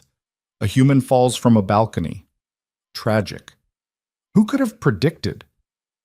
Alara's mind raced. This was it, the real test. Not councils or trials. This. Violence in elegant wrapping, murder disguised as accident. She had 2 choices. Run and prove she was weak, or stand and probably die. The decision was easier than it should have been. If you're going to try, she said quietly, do it now, because the second I walk back inside, you lose your chance. Castor's expression flickered. Surprise, maybe. He hadn't expected defiance. Brave, he said. Stupid, but brave. He moved fast. Not as fast as Kira, but fast enough. Alara reacted on instinct, stepping inside his reach instead of away, using his momentum against him the way Kira had taught her. Her elbow caught his throat, not hard enough to crush, but hard enough to stagger him. The other two attacked simultaneously. Alara managed to deflect one, took a hit from the other that sent pain exploding through her ribs. She went down hard, tasted blood. This was how she died. In a garden. Killed by beings she couldn't actually fight. Then Valor was there. He didn't speak, didn't waste time on threats, just moved with speed that made Alara's eyes water, tearing through Castor's companions like they were made of paper. The sounds they made would haunt her nightmares. Castor scrambled backward, hands raised. This was just conversation. Valor had him by the throat, lifted off the ground, struggling uselessly. His voice was arctic. "You touched what's mine. She's human," Castor choked out. "Fair game." The sound of breaking bone cut him off. Castor screamed. Valor dropped him like garbage. "Spread the word," Valor said to the garden at large, knowing others were watching from shadows. "Anyone who harms her answers to me. Not through council, not through law, through me personally. Understood?" Silence. Then whispered affirmatives from the darkness. Valor helped Alara to her feet. His hands were gentle despite the violence still radiating off him. "Can you walk?" She nodded, though her ribs screamed protest. They left immediately, Valor supporting her weight. The party continued inside, but Alara saw faces in windows, watching. Word would spread before they reached the car. In the vehicle, Alara finally let herself shake. The adrenaline crash hit like a wall. "You were ready to let them kill you," Valor said quietly. "No, I was ready to make it cost them. That's not the same as winning." "I know." Alara looked at him. "But it's better than dying scared." Something shifted in his expression. Respect or concern, or both. "You're learning the wrong lessons." "Am I? Or are these the only lessons that matter down here?" Valor had no answer for that. Back at the penthouse, Mira checked Alara's injuries with clinical efficiency. Bruised ribs, minor cuts, nothing permanent. She cleaned wounds and wrapped Alara's torso with practiced hands. "You were lucky," Mira said. "Luck had nothing to do with it." Alara's voice was flat. They wanted to send a message if Valor hadn't shown up. But he did. This time. The words hung heavy. Mira's expression was unreadable. "Get some rest. Tomorrow will bring new complications." She left. Alara sat alone in her room, body aching, mind racing. Everything Lysandra had said, everything Seraphine had warned, the look in Castor's eyes when he'd decided she was weak enough to kill. She'd passed the council test, survived her first political event, defended herself against actual attack, and she still felt like prey. A knock at the door. Valor entered without waiting for permission, carrying 2 glasses of the amber liquid he'd given her before. "You should be resting, so should you." He sat in the chair across from her bed, handed her a glass. They drank in silence. Finally, Valor spoke. "This is my fault. I should have anticipated Castor would try something. You can't protect me every second." "No, I can't." His voice was rough, which is why this was always a terrible idea. "Claiming me?" "Yes." Alara set down her glass. "Then unclaim me." Valor's head snapped up, shock breaking through his control. "What? You heard me. If I'm such a liability, release the claim. Let me leave." "Problem solved. You don't understand what you're asking." "I understand perfectly. I'm a weakness you can't afford, a repeat of a mistake that got someone killed. So fix it. Let me go." Valor stood, power radiating off him in waves. "I can't." "Why not?" "Because I won't watch you die." The raw honesty in his voice hit like electricity. Alara stood as well, ignoring the pain in her ribs. "Then teach me not to die. Stop protecting me and start making me dangerous enough that people like Castor think twice. You're not ready? Then make me ready." Alara moved closer. "You said I was rage and hunger. Good. Use that. Turn me into something they'll learn to fear." Valor looked at her for a long moment. When he spoke, his voice was dangerous. "If I do this, there's no going back. The transformation will be complete. You won't be human anymore." "I stopped being human the second I got in your car." His hands came up, framing her face the way Mordran's had, but gentle instead of invasive. This will change everything. Good. Violor's eyes searched hers, looking for doubt, finding none. Then tomorrow, we begin the real training. No more restraint, no more protecting you from the dark parts. I'll show you everything I am, and you'll either match it or break. I won't break. We'll see. He left, and Alara was alone with the knowledge that she'd just demanded her own destruction and rebuilding. But at least this time, she was choosing it. At least this time, it was her decision to become a monster. The real training began before dawn. Alara woke to find Veilor standing at the window of her room, silhouetted against city lights that looked like dying stars. He didn't turn when she stirred, just spoke to the glass. Get dressed. We start now. His voice carried no warmth. This wasn't the careful mentor who'd taught her chess. This was something colder. The being who'd survived 1,000 years by never allowing sentiment to interfere with necessity. Alara pulled on training clothes, her ribs protesting every movement. The bruises from Castor's attack had bloomed overnight into spectacular purples and blacks. Good. Let them serve as reminder of what happened when you weren't strong enough. They descended past the training rooms, past the library, down into levels of the building Alara hadn't known existed. The air grew heavier with each floor, charged with something that made her teeth ache. Where are we going? To the place where I learned what I am. Veilor's voice echoed in the stairwell. You want to become dangerous. Real danger isn't taught in controlled environments. It's forged in spaces where death is always one mistake away. They emerged into a chamber that looked like it had been carved from bedrock, walls slick with moisture that might have been water or might have been something else. The space was massive, circular, with a floor that looked like it had seen significant bloodshed over the years. What is this place? The Crucible. Veilor finally turned to face her, and his eyes held no recognition of the person she'd been, only assessment of what she might become. Every being of power goes through transformation here. It's where we learn to channel what we are into something controlled, or we die trying. Alara's pulse kicked up. Die trying wasn't metaphor. She could feel it in the air, the ghosts of everyone who hadn't survived whatever happened in this space.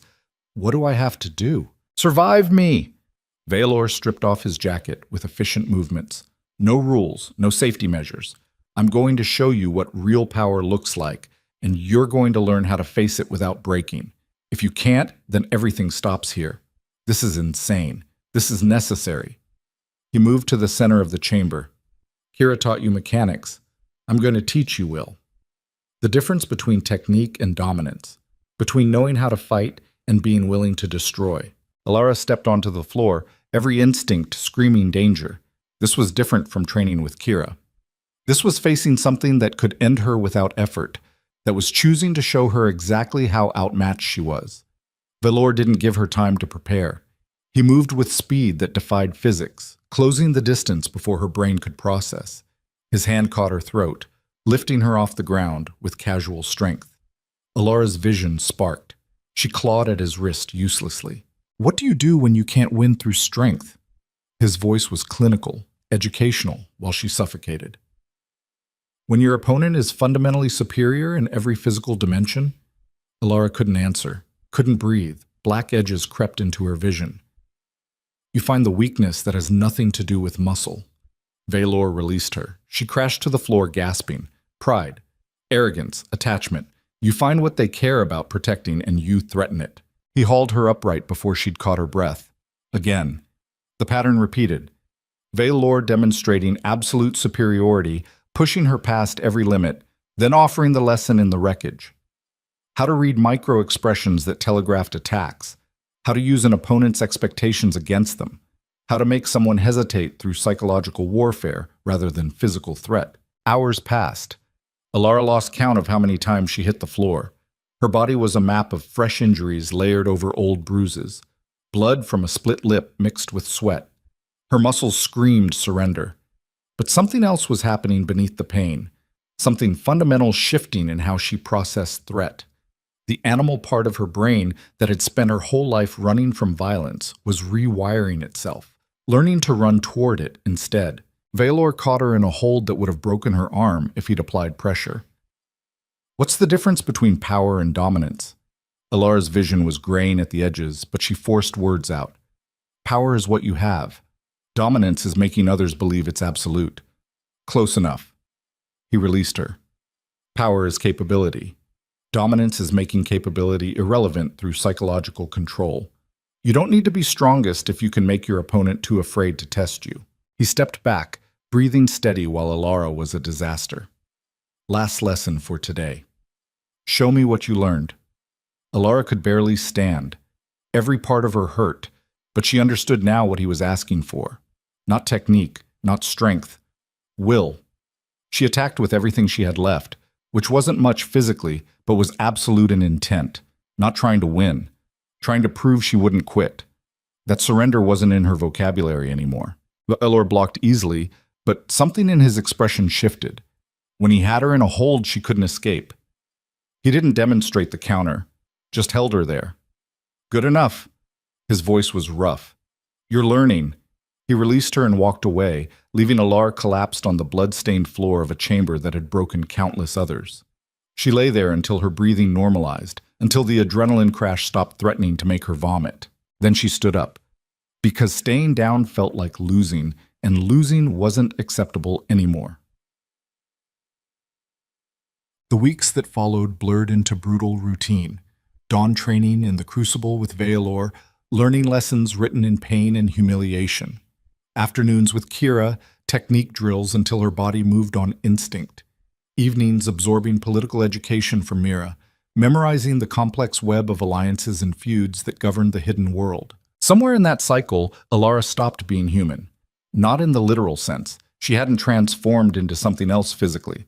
But the person who'd stood in that ballroom crying over Marcus was dead, burned away by repeated exposure to violence and power until what remained was tempered steel-wearing human skin. Veilor noticed. She caught him watching her sometimes with an expression that might have been pride or might have been concern. During one evening session, he set down the political text they'd been reviewing.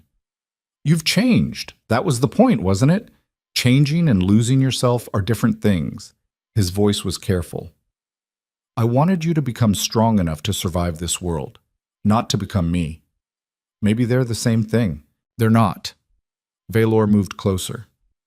I've spent 1,000 years building walls between myself and anything that could hurt me. It made me powerful. It also made me alone. Don't mistake isolation for strength. You're the one who said attachment is weakness. And I was wrong. His admission landed like a physical blow. Attachment is risk. But risk is the only thing that makes power mean anything. Otherwise, you're just accumulating capability for its own sake. And that's not strength. That's fear. Alara stared at him. This was the most honest he'd been since that first night in the car. The most human. What are you afraid of? Veilor was quiet for a long time. Finally, watching you become what I am. Empty victories in an empty life. Then maybe we both need to learn different lessons. Maybe. The moment stretched between them, heavy with things neither of them knew how to say. Then Mira appeared in the doorway, her expression grave.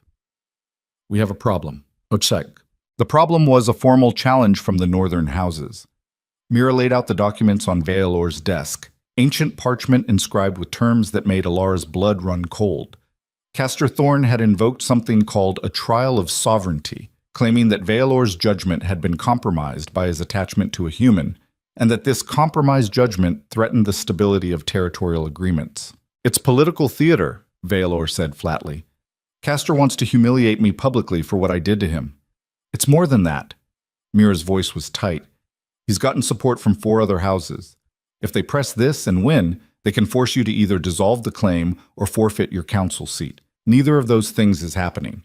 Then you have to prove the claim is legitimate, that Alara is strong enough to stand beside you not as protected pet, but as equal force. How? Trial by ordeal. Mira looked at Alara with something like pity. She has to face challenges set by the northern houses.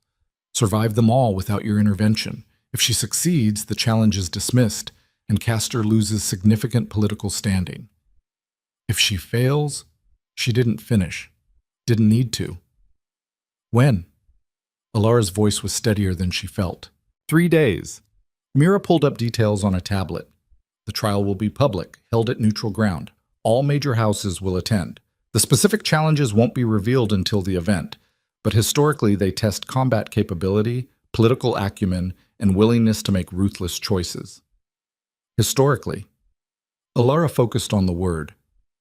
How many humans have survived this trial? Mira's silence was answer enough. Vialor stood abruptly, power radiating off him in waves. I'm refusing the challenge, claiming ancient right of sovereignty. They can't force this. They can if enough houses support it. Mira's voice was gentle. And they will. You've made too many enemies over too many centuries. This isn't about Alara. It's about beings who've been waiting for any opening to diminish your power. Then I'll go to war with all of them. And lose. Mira looked at him steadily. You're powerful, Valor. Maybe the most powerful individual in this territory. But you can't fight every house simultaneously. They know that. This is them calling your bluff. The room fell silent. Alara watched Valor's hands clench into fists, watched centuries of control war with the desire to destroy everything threatening what he'd claimed. And she understood something fundamental. He would burn the world to protect her, which would prove every criticism right. That attachment had made him weak, that she was a liability that compromised his judgment. I'll do it. Both of them turned to stare at her. Alara, no. Valor's voice was sharp. You don't understand what you're agreeing to. I understand perfectly. She kept her voice level. They're testing whether I'm worth the political cost, so let them test. If I fail, at least we know. If you fail, you die. Maybe. Alara met his eyes. Or maybe I surprise everyone, including myself. This isn't training. Valor moved closer. The challenges will be designed to kill you. Castor will make sure of it. Then I better not fail. You're being reckless. I'm being practical. Alara gestured at the documents. You can't fight this politically and win. You can't protect me without proving them right. The only path forward is me proving I'm not the weakness they think I am. Valor looked like he wanted to argue further but couldn't find the angle. Everything she'd said was true and he knew it. 3 days isn't enough time to prepare for unknown challenges. Then we use every second. Also, the 72 hours that followed were the most intense of Alara's life. Valor abandoned all restraint and training, pushing her through scenarios that ranged from brutal combat to complex political negotiations to tests of will that left her shaking. Kira joined them, adding her own particular brand of ruthlessness. She set up situations designed to force Alara into impossible choices, sacrificing allies to achieve objectives, harming innocents to maintain cover, the kind of moral calculus that had no right answers. You're still hesitating, Kira said, after Alara had frozen during a particularly brutal scenario. Down here, hesitation is death. You either commit to the necessary action or you don't. Half measures just get everyone killed. How do you live with it? Alara's hands were shaking. Making those choices? You don't. Kira's voice was flat. You just survive long enough to make different choices later. That's the only morality that exists at this level. Mira worked on political preparation, drilling Alara on house hierarchies and ancient feuds until she could recite them in her sleep. More importantly, she taught Alara how to identify traps disguised as reasonable requests, how to refuse without giving offense, how to weaponize politeness. The northern houses will try to make you angry, Mira explained. They'll insult your humanity, your relationship with Valor, everything you value. Your job is to remain controlled while they lose composure, make them look like petty children while you embody dignity. What if I can't? Then you lose before the challenges even begin. On the final night, Valor found Alara alone in the training room. She was running through combat drills, her body moving with fluid efficiency that would have been impossible 6 weeks ago. You should be resting. Can't sleep. Alara didn't stop moving. Too much adrenaline. Valor watched her for a moment, then stepped onto the mat. Let me see what you've learned. They sparred in silence, no instruction, just flow. Alara had no illusions about winning. Valor was fundamentally superior in every dimension, but she'd learned how to make him work for it, how to use his expectations against him, how to turn disadvantage into momentary advantage. When he finally had her pinned, they were both breathing hard. You're ready. His voice was rough. I'm terrified. Good. Fear keeps you alert. He helped her up but didn't release her immediately. Alara, If at any point tomorrow you want to quit, you do it. Don't die for pride. This isn't about pride. She met his eyes. This is about proving that choosing me wasn't the mistake everyone thinks it was. It wasn't. Then let me prove it. Veilor's hands came up, framing her face with surprising gentleness. Tomorrow, whatever happens, you've already proven more than anyone had a right to expect. You went from broken civilian to someone who can stand in rooms with predators and make them uncertain. That's transformation most beings never achieve in centuries. Tell me that after I survive tomorrow. His expression shifted into something fierce. You will survive, because the alternative is unacceptable. The certainty in his voice should have been comforting. It wasn't, because Alara understood what he wasn't saying. If she died tomorrow, the restraint he'd maintained for 1,000 years would shatter, and the resulting violence would reshape the political landscape through blood and fire. She couldn't let that happen. Not because she feared the violence, but because it would prove every criticism right, that she'd been his weakness, his fatal flaw, so she would survive. Not because she was certain of victory, but because failure would destroy everything they'd built. The trial was held in an ancient amphitheater outside the city, carved from stone that predated human civilization. Alara stood in what amounted to an arena while hundreds of beings filled the seats above, their eyes reflecting inhuman hunger. Veilor sat in a designated section for ruling council members, surrounded by Seraphine and Mordran and the others who'd tested her weeks ago. He looked carved from ice, showing nothing, but Alara could feel his tension from across the space. Castor Thorn emerged from a tunnel opposite, flanked by representatives from the northern houses. His arm had healed from whatever Veilor had broken, but the hatred in his eyes was fresh as open wounds. Alara Vance, his voice carried through the amphitheater. You stand accused of being inadequate to your claimed position, of representing weakness in Veilor Draven's judgment, of threatening established order through your fundamental inability to operate at the level required. She said nothing. Mira had drilled into her the importance of letting them talk until they said something actionable. Therefore, we invoke trial by ordeal. Castor smiled. 3 challenges. Combat, judgment, will. Survive all 3 without Veilor's intervention, and your position is secured. Fail anyone, and the claim is dissolved. Alara kept her face neutral. What are the terms? Combat first. You'll face an opponent of our choosing, win through death or submission. Second challenge is political. You'll be presented with a scenario requiring immediate decision with imperfect information. Your choice will be judged by neutral observers. Third is trial of will. Castor's smile widened, the specifics of which will be revealed if you survive the first 2. Alara looked up at Veilor. His expression was unreadable, but his hands were clenched white-knuckled on the armrests. She gave him the smallest nod. I'm ready, then let us begin. A gate opened across the arena. What emerged made Alara's blood freeze. The creature was massive, 8 feet of corded muscle and scales that looked like living armor. It moved on 4 legs but reared up on 2 when it caught sight of her, revealing claws that could disembowel with a casual swipe. Its eyes held intelligence that was somehow worse than animal hunger.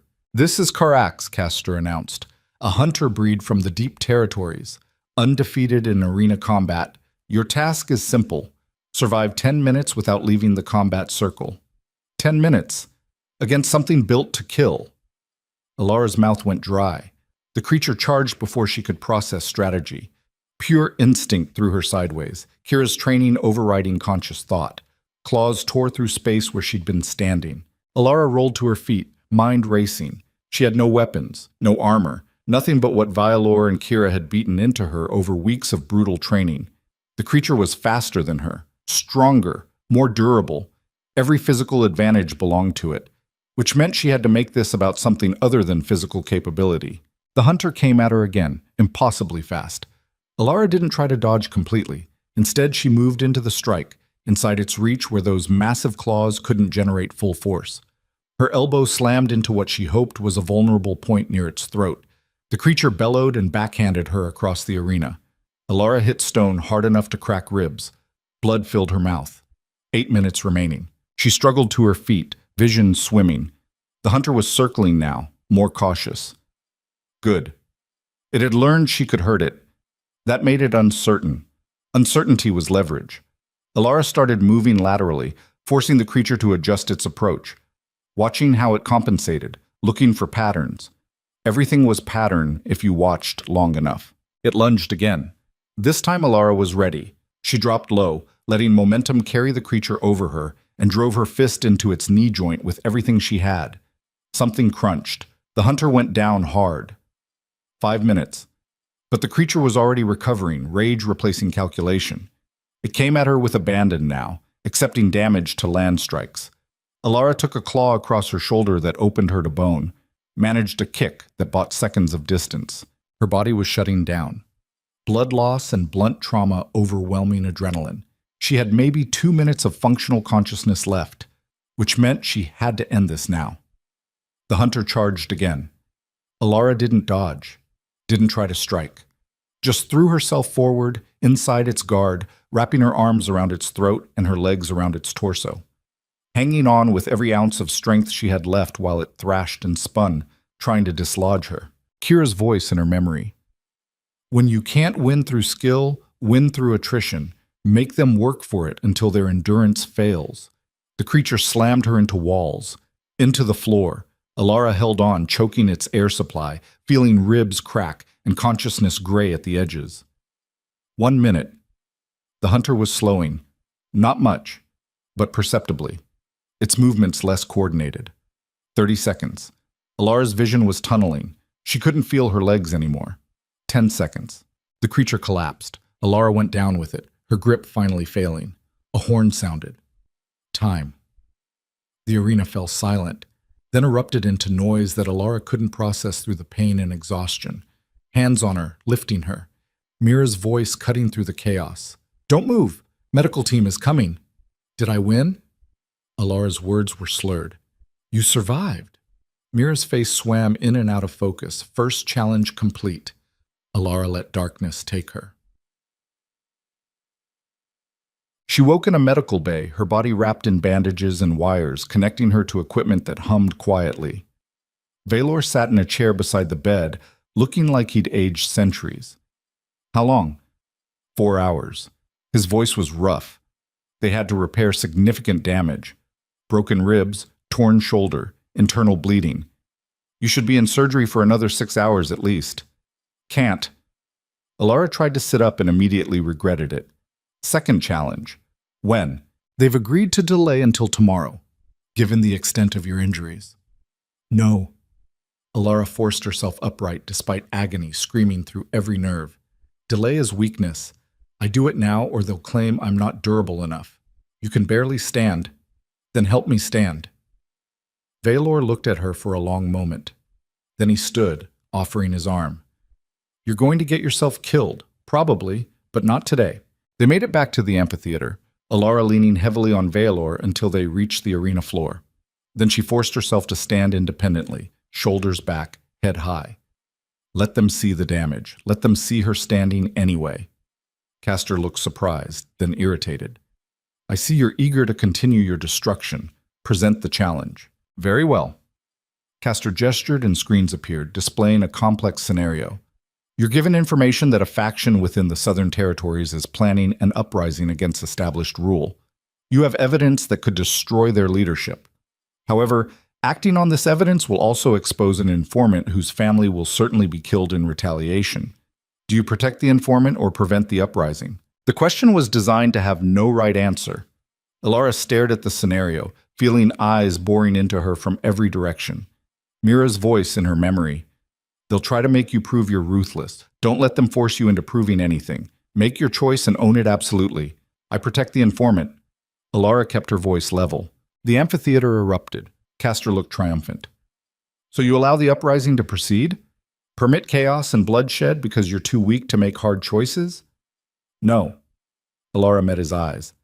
I eliminate the uprising's leadership through direct action instead of political exposure. It's messier, more dangerous. But it doesn't sacrifice someone who trusted us with information. That's not an option in the scenario presented. You didn't say I had to choose between the options presented. You asked what I would do. That's what I would do. Castor's expression darkened. That's cheating. That's adaptation. Alara looked around the amphitheater.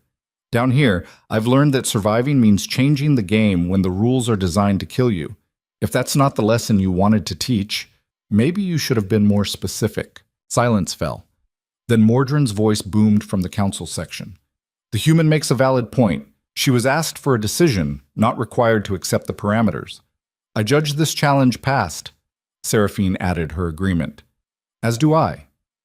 Unusual thinking, but not invalid. One by one, the council members voiced approval. Castor looked like he wanted to protest, but had no grounds.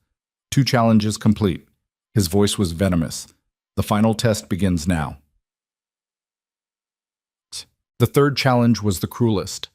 They brought Marcus Aldridge into the arena. Alara's heart stopped. He looked exactly as she remembered. Confident, handsome. The man she'd spent 4 years building her life around. He saw her, and his expression flickered through surprise to calculation. What is this? Alara's voice came out strangled. Castor smiled. Trial of will. We've brought the man who destroyed you, the source of the weakness that brought you here. Your task is simple. Kill him. The amphitheater fell silent. Alara stared at Marcus, at the man who'd orchestrated her public humiliation, who'd proven that everything she'd invested meant nothing. And she felt nothing. Not anger, not pain, not even satisfaction at seeing him afraid. Just absolute cold certainty that whoever she'd been who loved this man was completely dead.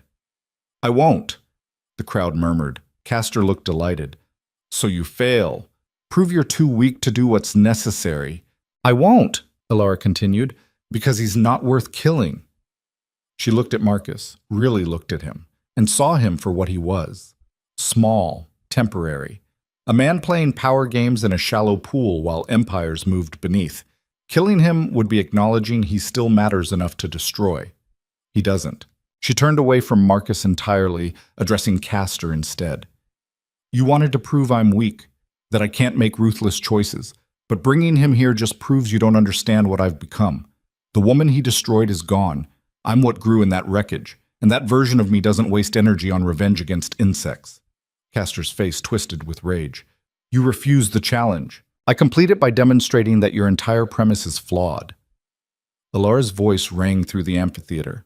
You think attachment to my past is my weakness, but I have no attachment left. You think killing him would prove strength, but strength is knowing what battles matter. This one doesn't. Then what does matter? Seraphine's voice cut through the noise. Alara looked up at Valor, saw the fierce pride in his expression, the absolute belief. Building something that lasts longer than my lifespan. Becoming part of a structure that operates on centuries instead of years. Learning from beings who've forgotten more about survival than humans ever learn. That matters. She gestured dismissively at Marcus, who stood frozen in the arena. He was just the catalyst that proved I was ready for transformation. The amphitheater fell silent. Then Mordrin stood. I have seen enough. The human has passed all 3 challenges, though not in ways the Northern Houses intended. She survived combat through will when strength failed. She demonstrated strategic thinking that exceeded scenario parameters, and she proved that attachment to her former life is dead, which was the actual test of will regardless of what Castor intended. One by one, the council members voiced agreement. Even Seraphine nodded, looking thoughtful. Castor's challenge is dismissed. Mordrin's voice was final. Alara Vance is recognized as legitimate partner to Valor Draven. All questions of judgment are resolved. The Northern Houses section erupted in protest. Castor's face was purple with rage. This is corruption, political manipulation. Its conclusion. Valor stood, and power radiated from him like a weapon. You invoked trial by ordeal. She survived. Accept the outcome or challenge me directly. Your choice. The threat was explicit. Castor looked ready to take it, violence and stupidity warring in his expression. Then Seraphine spoke quietly. Let it go, Castor. You lost. Escalating further just diminishes what little standing you have left. For a moment, the amphitheater balanced on the edge of violence. Then Castor spun and stalked out, his allies following. Alara's legs gave out. She hit the arena floor as consciousness finally failed, her body surrendering to the accumulated damage it had been running on despite. The last thing she saw was Veilor moving toward her with inhuman speed, his careful control finally shattering. Then nothing. She woke 3 days later in the penthouse medical suite. Veilor was there, looking like he hadn't slept the entire time. When her eyes opened, relief broke across his face like dawn. "Don't ever do that again." "Do what?" Alara's voice was hoarse. "Nearly die to prove a point. It worked, though. That's not the comfort you think it is." But Veilor's hand found hers, gripped gentle despite the intensity in his eyes. "You won. Not just the challenges, everything. The northern houses are fractured. Castor has lost credibility. Our position is secure." For now. For now, he agreed.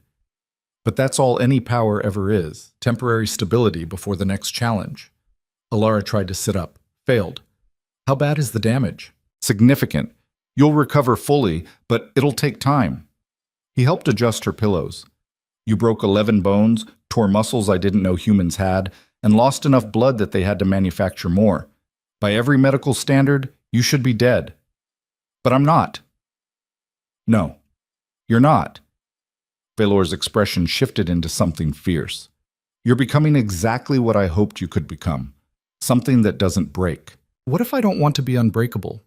Alara met his eyes. "What if I just want to be strong enough to choose my own breaking points?" The question hung between them. Veilor was quiet for a long moment.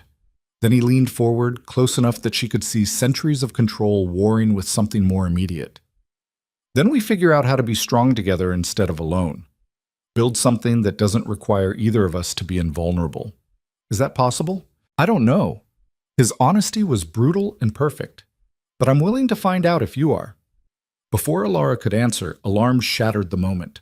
Veilor's head snapped up, every muscle going taut. Mira burst through the door, her expression more frightened than Alara had ever seen it. "We have a situation. The building is under attack. Multiple points of entry. Professional coordination."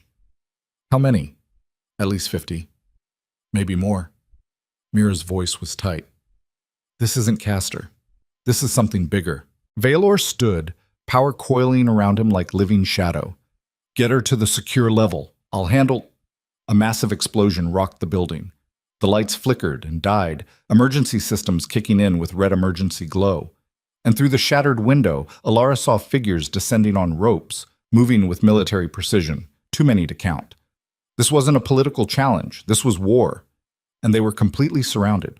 The building shook like the earth itself was trying to tear it apart. Alara's body screamed protest as Mira hauled her from the bed, medical equipment ripping free in sparks and alarms.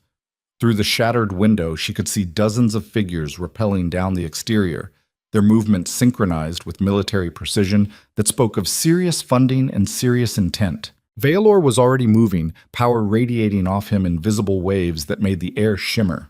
His voice cut through the chaos like a blade. "Mira, secure room 3. Now. We won't make it before they breach it. Then we make our stand here." Another explosion tore through a lower floor, the concussive force buckling the walls. Alara's legs finally found purchase, adrenaline overriding the damage her body had accumulated. She pulled free from Mira's grip. "I can fight. You can barely stand." Veilor didn't look at her, his attention fixed on the figures pouring through the window. "Get to safety while I handle this." "There is no safety." Alara's voice was steadier than it had any right to be. "Not if they've committed this many resources to a coordinated assault. They came here to end you, which means they came here to end me too."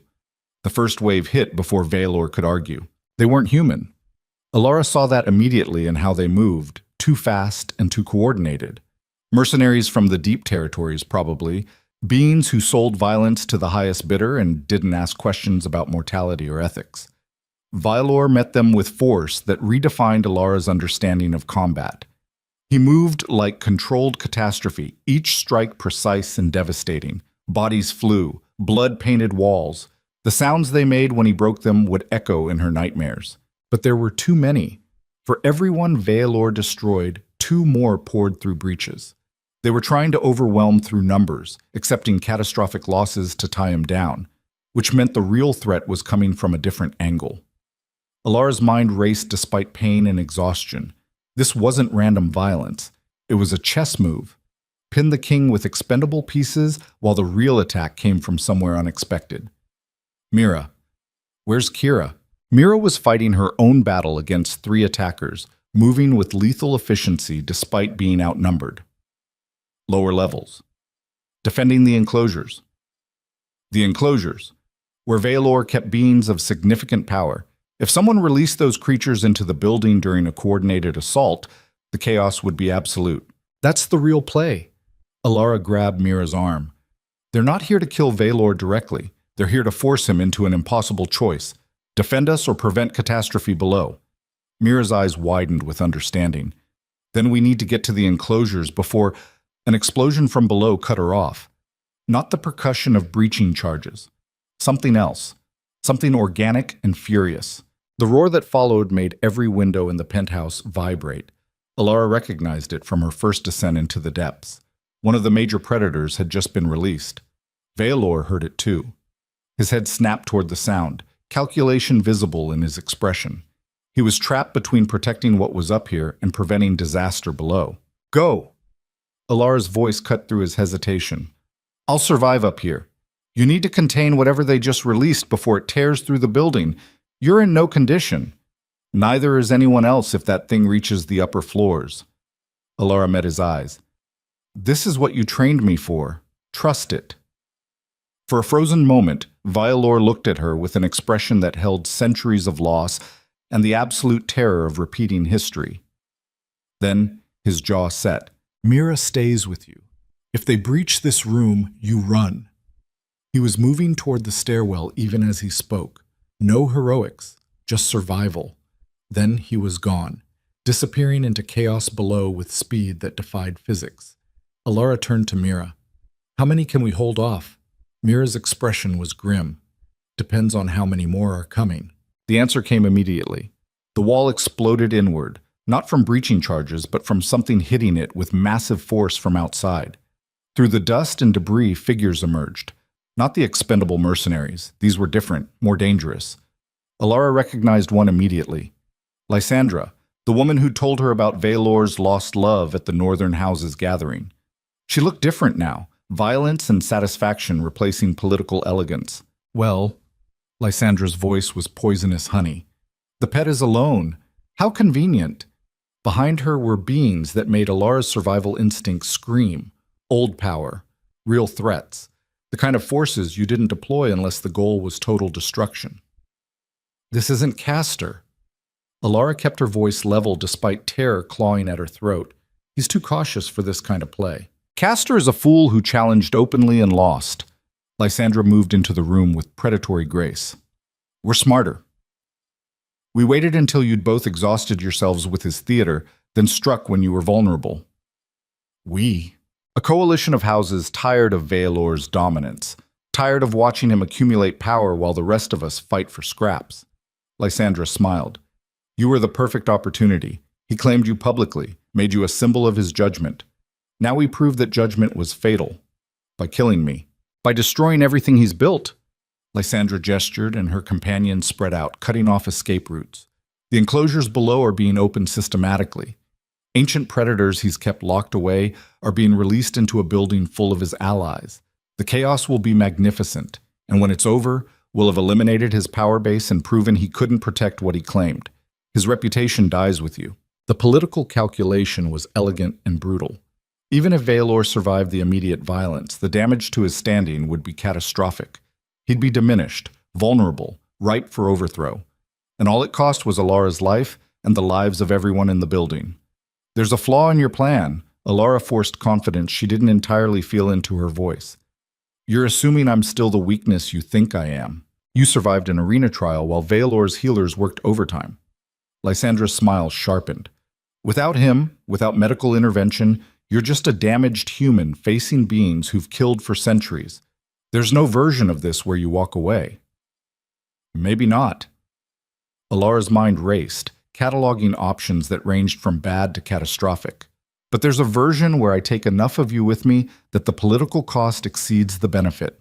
Mira shifted beside her, ready to fight despite impossible odds. The math was simple. 2 of them against 6 apex predators, both already injured, no weapons, no backup coming. This was where she died. And Alara found herself oddly calm about it. Not resigned, not defeated, just clear. She'd been destroyed once by Marcus in that ballroom, had let it remake her into something harder. Getting destroyed again by beings who couldn't comprehend what she'd become felt almost appropriate. Symmetry in the violence. But if she was going down teaching them exactly how expensive a human could be. Last chance. Alara kept her voice steady. Walk away. Tell your coalition the opportunity wasn't worth the cost. Lysandra laughed. You're bluffing. Test it and find out. The attack came from 3 directions simultaneously. Mira intercepted one, her movements fluid and lethal. Alara threw herself at another, using techniques Kira had beaten into her, turning the attacker's momentum against them. She lasted maybe 10 seconds before superior strength and speed overwhelmed her. A fist caught her ribs where they were already broken. Alara went down hard, vision sparking. Hands dragged her upright. Lysandra's face swam into focus, triumph written in every line. Any last words before I prove Valor's judgment was fatally flawed? Alara tasted blood.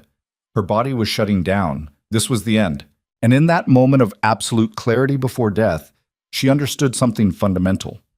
Valor had been wrong about attachment being weakness. Love wasn't the vulnerability. Fear of loss was. And she'd stopped being afraid of loss the moment Marcus had shown her that everything she built could be destroyed, which meant she had nothing left to protect except the choice of how she went down. Yeah.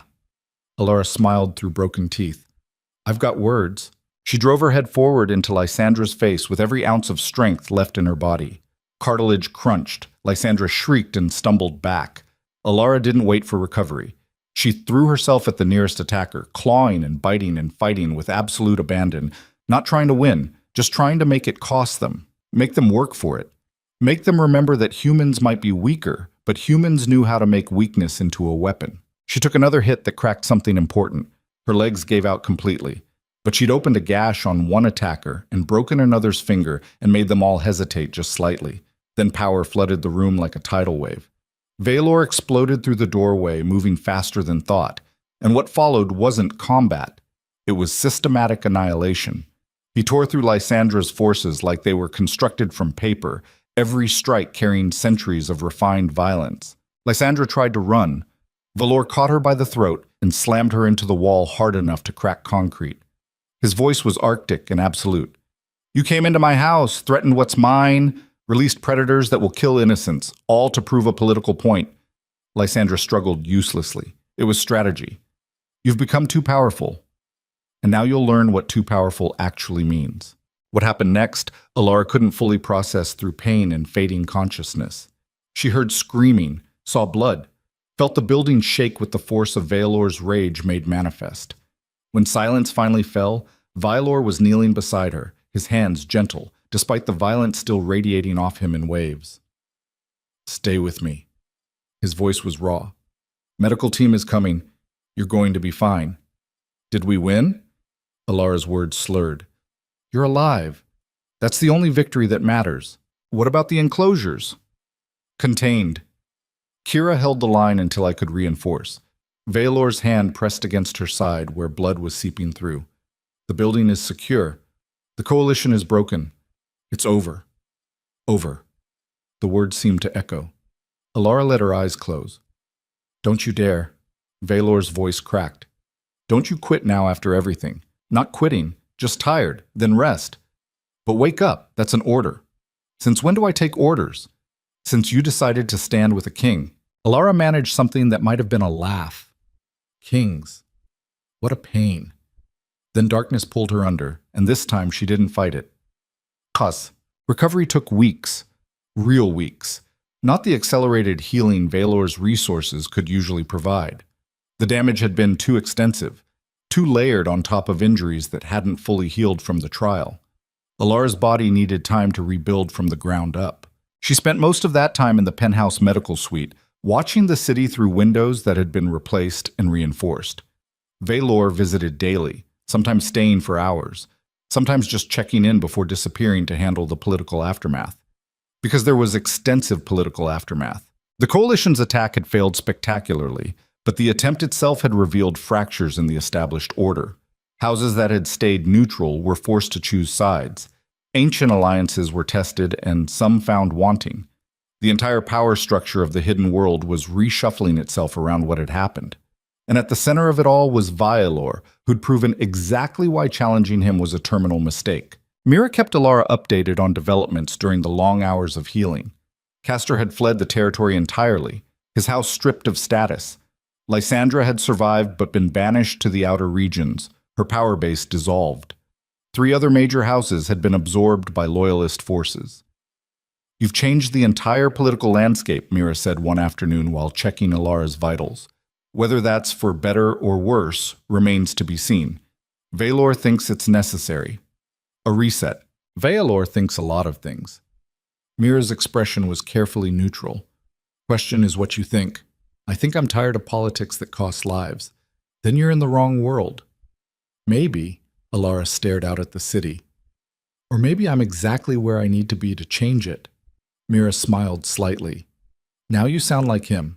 Is that a compliment or a warning?" "Both." On the 32nd day of recovery, Ilara was finally cleared to move freely. Her body was still a map of fading scars and persistent aches, but she could walk without assistance and think without exhaustion fogging everything. She found Valor in his study, surrounded by documents and maps, orchestrating the new order like a conductor managing complex symphony. "You're up." He looked exhausted but relieved. "How do you feel?" "Like I got thrown through a building," which I did. Alara moved to the window, looked out at the city that had no idea what had happened in the structures beneath its ordinary surface. "It's over, right? The immediate threat?" "The immediate threat, yes. But there will always be another challenge, another house that thinks it's strong enough or clever enough to take what I've built." Valor joined her at the window. "That's the nature of power. It invites challenge. Sounds exhausting." "It is." They stood in silence, watching traffic flow below like blood through veins. Ordinary people living ordinary lives while empires rose and fell around them. Finally, Alara spoke. "I need to know something. When you pulled me out of that rain, when you offered me transformation, was any of it real?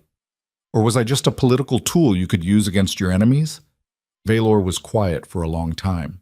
When he spoke, his voice carried the weight of centuries. "At first you were curiosity, a human who'd been destroyed publicly and was still standing. I wondered if that resilience was innate or circumstantial, whether you could be shaped into something that could operate at this level.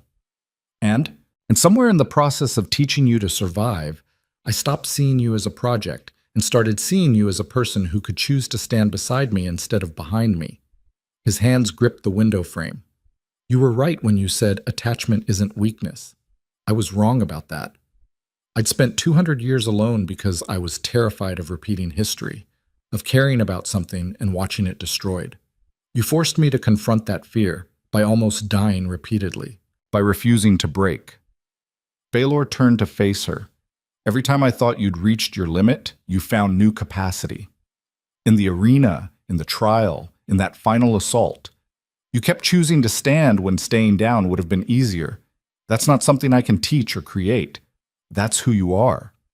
Who I became. No. Who you always were. I just gave you permission to stop hiding it." Alara absorbed that. The idea that the strength she'd developed wasn't manufactured, but excavated. That Marcus's betrayal hadn't broken her so much as it had stripped away everything concealing what she actually was. "So what happens now?" She gestured at the maps, the documents, the evidence of an empire being restructured. "You've consolidated power, eliminated threats, proven that challenging you is suicide. What's the endgame?" Valor's expression softened into something almost human. "That depends on what you want." The question caught Alara off guard. "What I want?" "You've proven yourself 10 times over, survived tests that kill most beings. You've earned the right to shape what comes next instead of just reacting to what I've built." Alara thought about it, about what she'd wanted when she first got in Valor's car. Revenge, maybe, or just escape from the pain of humiliation. Both seemed shallow now, artifacts of a person who didn't exist anymore. "I want something that matters." She tried to find words for the shape forming in her mind.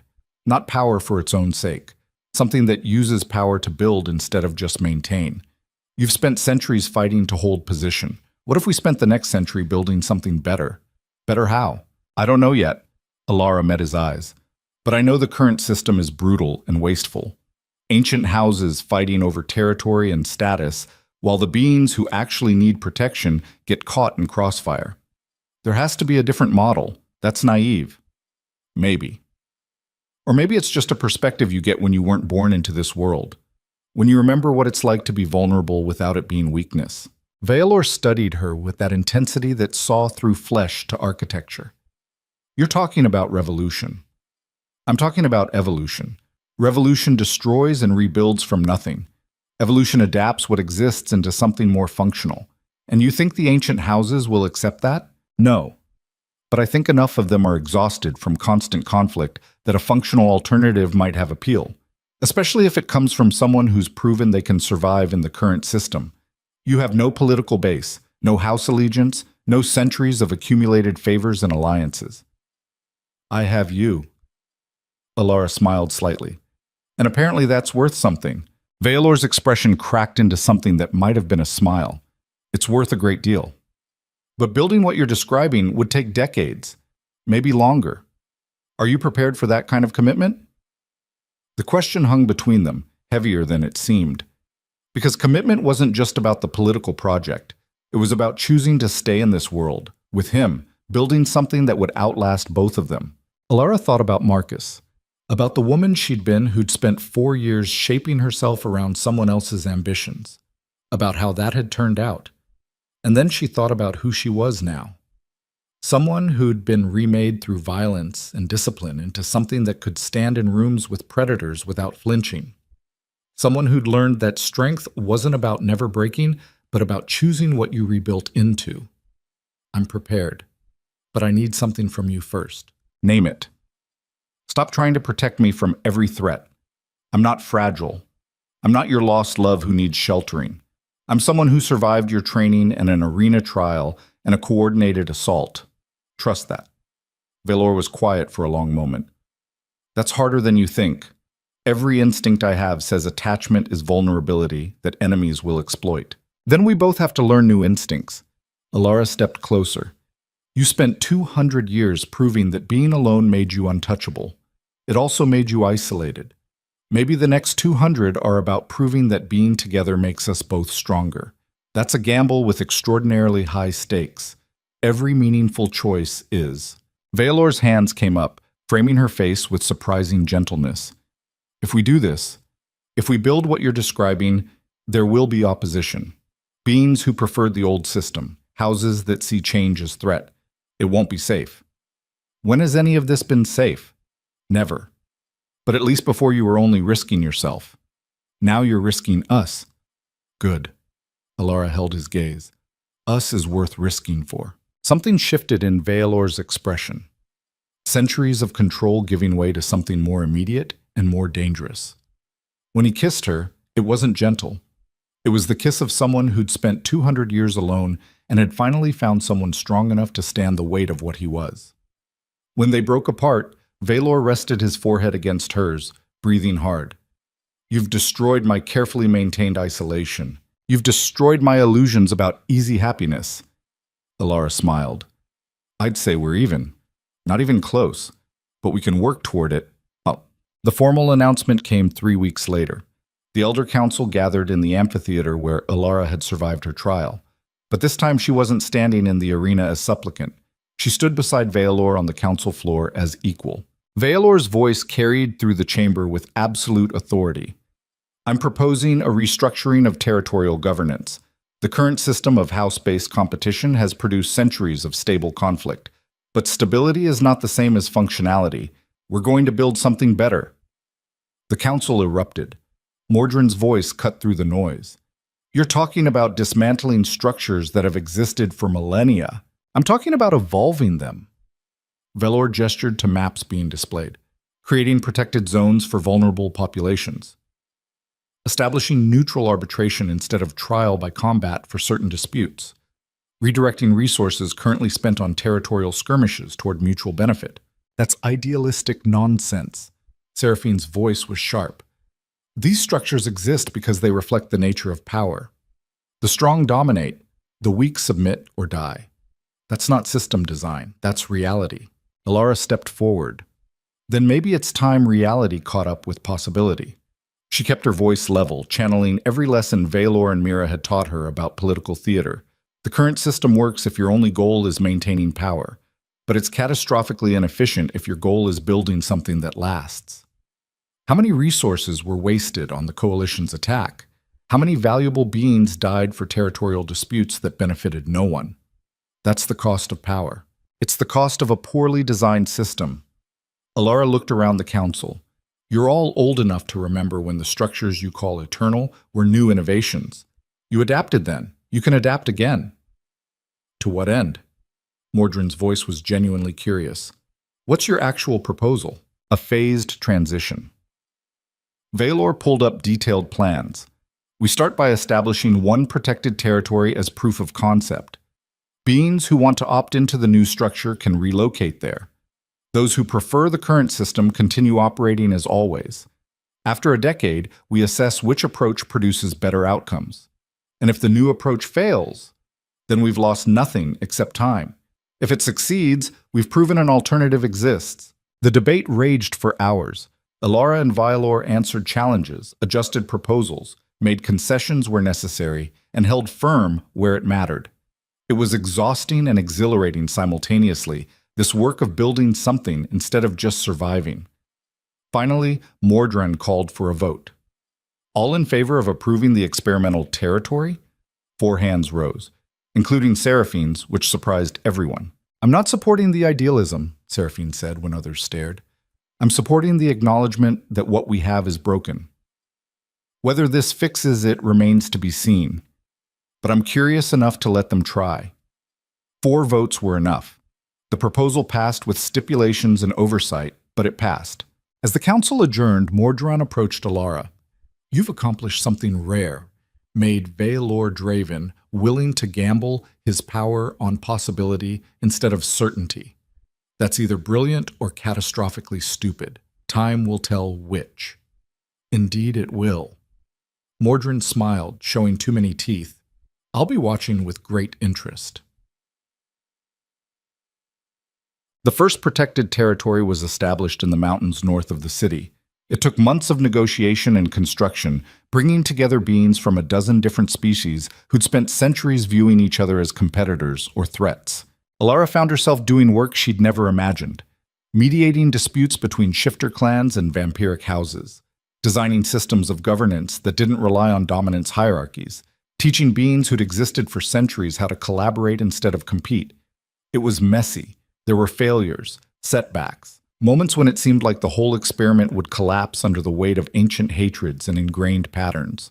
But slowly, incrementally, something began to take shape. A community that operated on different principles. Not perfect, not utopian, just functional in ways the old system hadn't been. Kira showed up 6 months into the project, looking skeptical. I heard you're trying to make predators play nice. Wanted to see this disaster for myself. It's not about playing nice. Alara gestured at the settlement taking shape. It's about recognizing that constant conflict is expensive and exhausting. Some beings are choosing to redirect that energy. Some. Kira watched a group of different species working together on construction. What about the ones who prefer the old ways? They're welcome to stay in traditional territories. This is an option, not a requirement. And when someone inevitably decides to test the boundaries violently, then we respond proportionally. Alara's voice was steady. We're not naive. We have enforcement protocols, but they're designed to minimize escalation instead of encouraging it. Kira was quiet for a moment. You've changed. We all have. Alara looked at the settlement, at the beings choosing something different. That's kind of the point. Yeah. 2 years passed. The experimental territory didn't solve every problem, but it survived initial challenges and began attracting beings tired of constant conflict.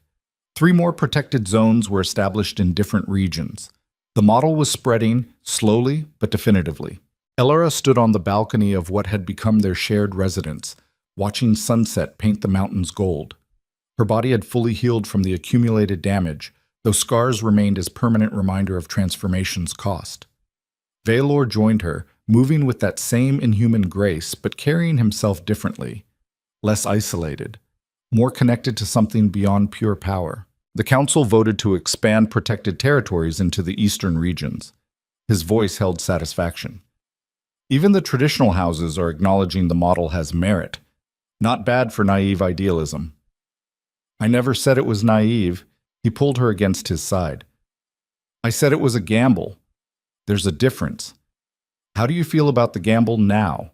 Valor was quiet, watching the sunset. For 200 years, I measured success by how much power I'd accumulated and held. Territory controlled, enemies defeated, influence maintained. It was quantifiable, but ultimately empty. And now? Now I measure success by whether we built something that will exist after we're gone. Whether beings we'll never meet will benefit from choices we made. It's harder to quantify, but it feels like it matters more. Elara leaned into him, feeling the solid warmth of someone who'd stopped trying to be invulnerable and started trying to be present. That's growth. That's your influence. Give yourself some credit. You chose to listen instead of dismissing it. They stood together as light faded and stars emerged, two beings who'd been remade by violence into something that could choose to build instead of destroy. Elara thought about the woman she'd been in that ballroom, crying over a man who'd discarded her like garbage. That person felt like ancient history, not because time had passed, but because transformation had been so complete. Marcus had done her a favor, though he'd never know it. By destroying her so publicly, he'd stripped away every illusion about power and fairness and merit, shown her the world as it actually was instead of how she'd been taught to see it. And then Vialor had shown her that understanding the world's brutality didn't mean accepting it as inevitable, that you could face reality clearly and still choose to reshape it. You're thinking loudly. Valor's voice held amusement. Just reflecting on how I got here. From that ballroom to this, sometimes it feels impossible. Most worthwhile transformations do. That's how you know they're real. Do you ever regret it, pulling me out of that rain, every time you nearly die? Which has been frequently. But watching you refuse to break has been worth the terror. You're living proof that strength isn't about never being damaged. It's about choosing what you build from the wreckage. That's your philosophy as much as mine. Maybe we built it together. The stars brightened as darkness settled completely. Somewhere in the settlement below, beings who'd spent centuries fighting were choosing a different path. Not because they'd become soft or weak, but because they'd been given an alternative that made more sense. That was the real victory, Elara thought. Not surviving trials, or defeating enemies, or accumulating power, building something that would outlast all of them. Vialor's arms tightened around her. I need to tell you something. That sounds ominous. Not ominous. Just honest. His voice was rough. I've existed for over 1,000 years. Watched empires rise and fall. Loved people who turned to dust. Learned to protect myself by not caring about anything that could be destroyed. And then you walked into my world and proved that connection isn't weakness if both people are strong enough to handle the weight. Elara turned to face him. Where are you going with this? I'm saying that if I could go back to that night, to the moment I saw you standing in the rain, I'd make the same choice. Pull you into this world.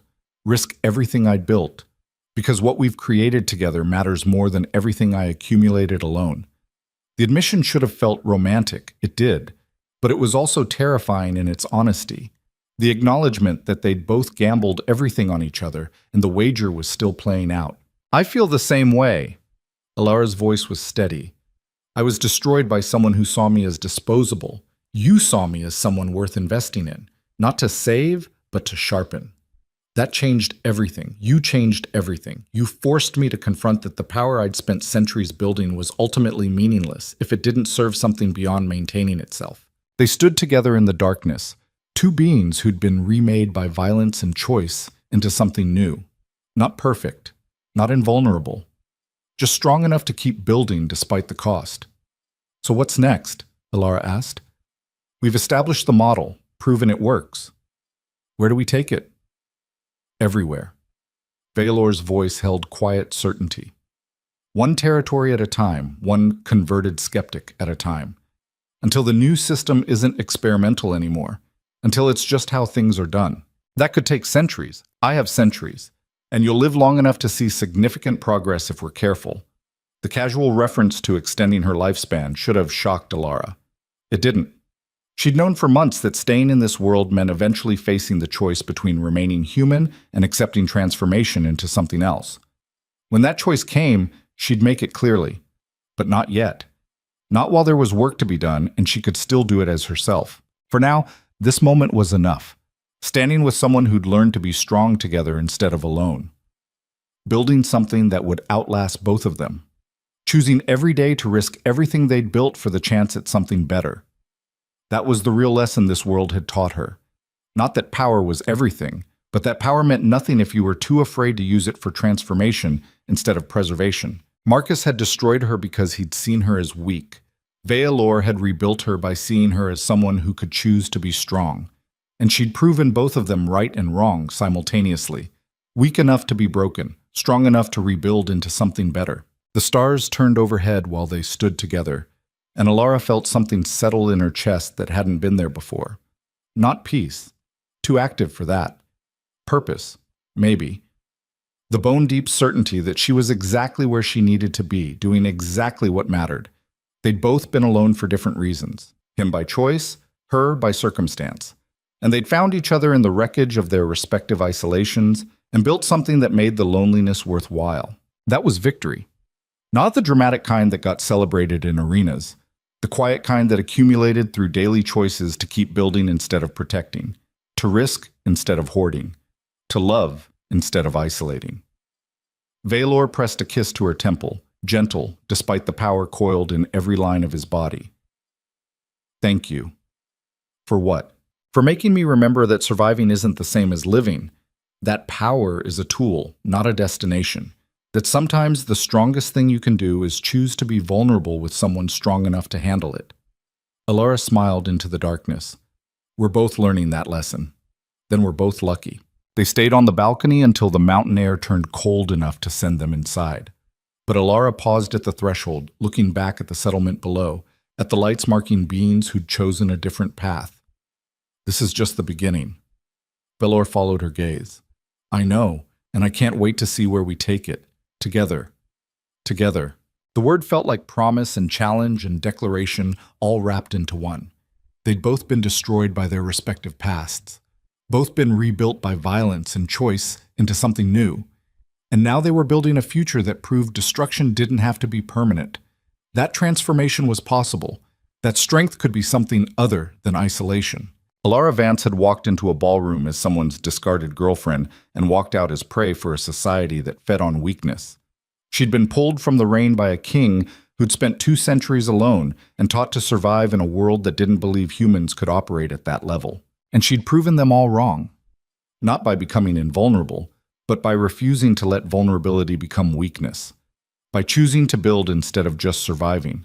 By standing beside someone who'd learned that power shared was stronger than power hoarded. The journey from that ballroom to this balcony had cost her everything she'd been, and given her everything she'd needed to become. That was the nature of transformation. It required destruction, demanded sacrifice, forced you to face every fear and weakness and limitation until you either broke or became something new. Alara had chosen to become something new, and she was just getting started.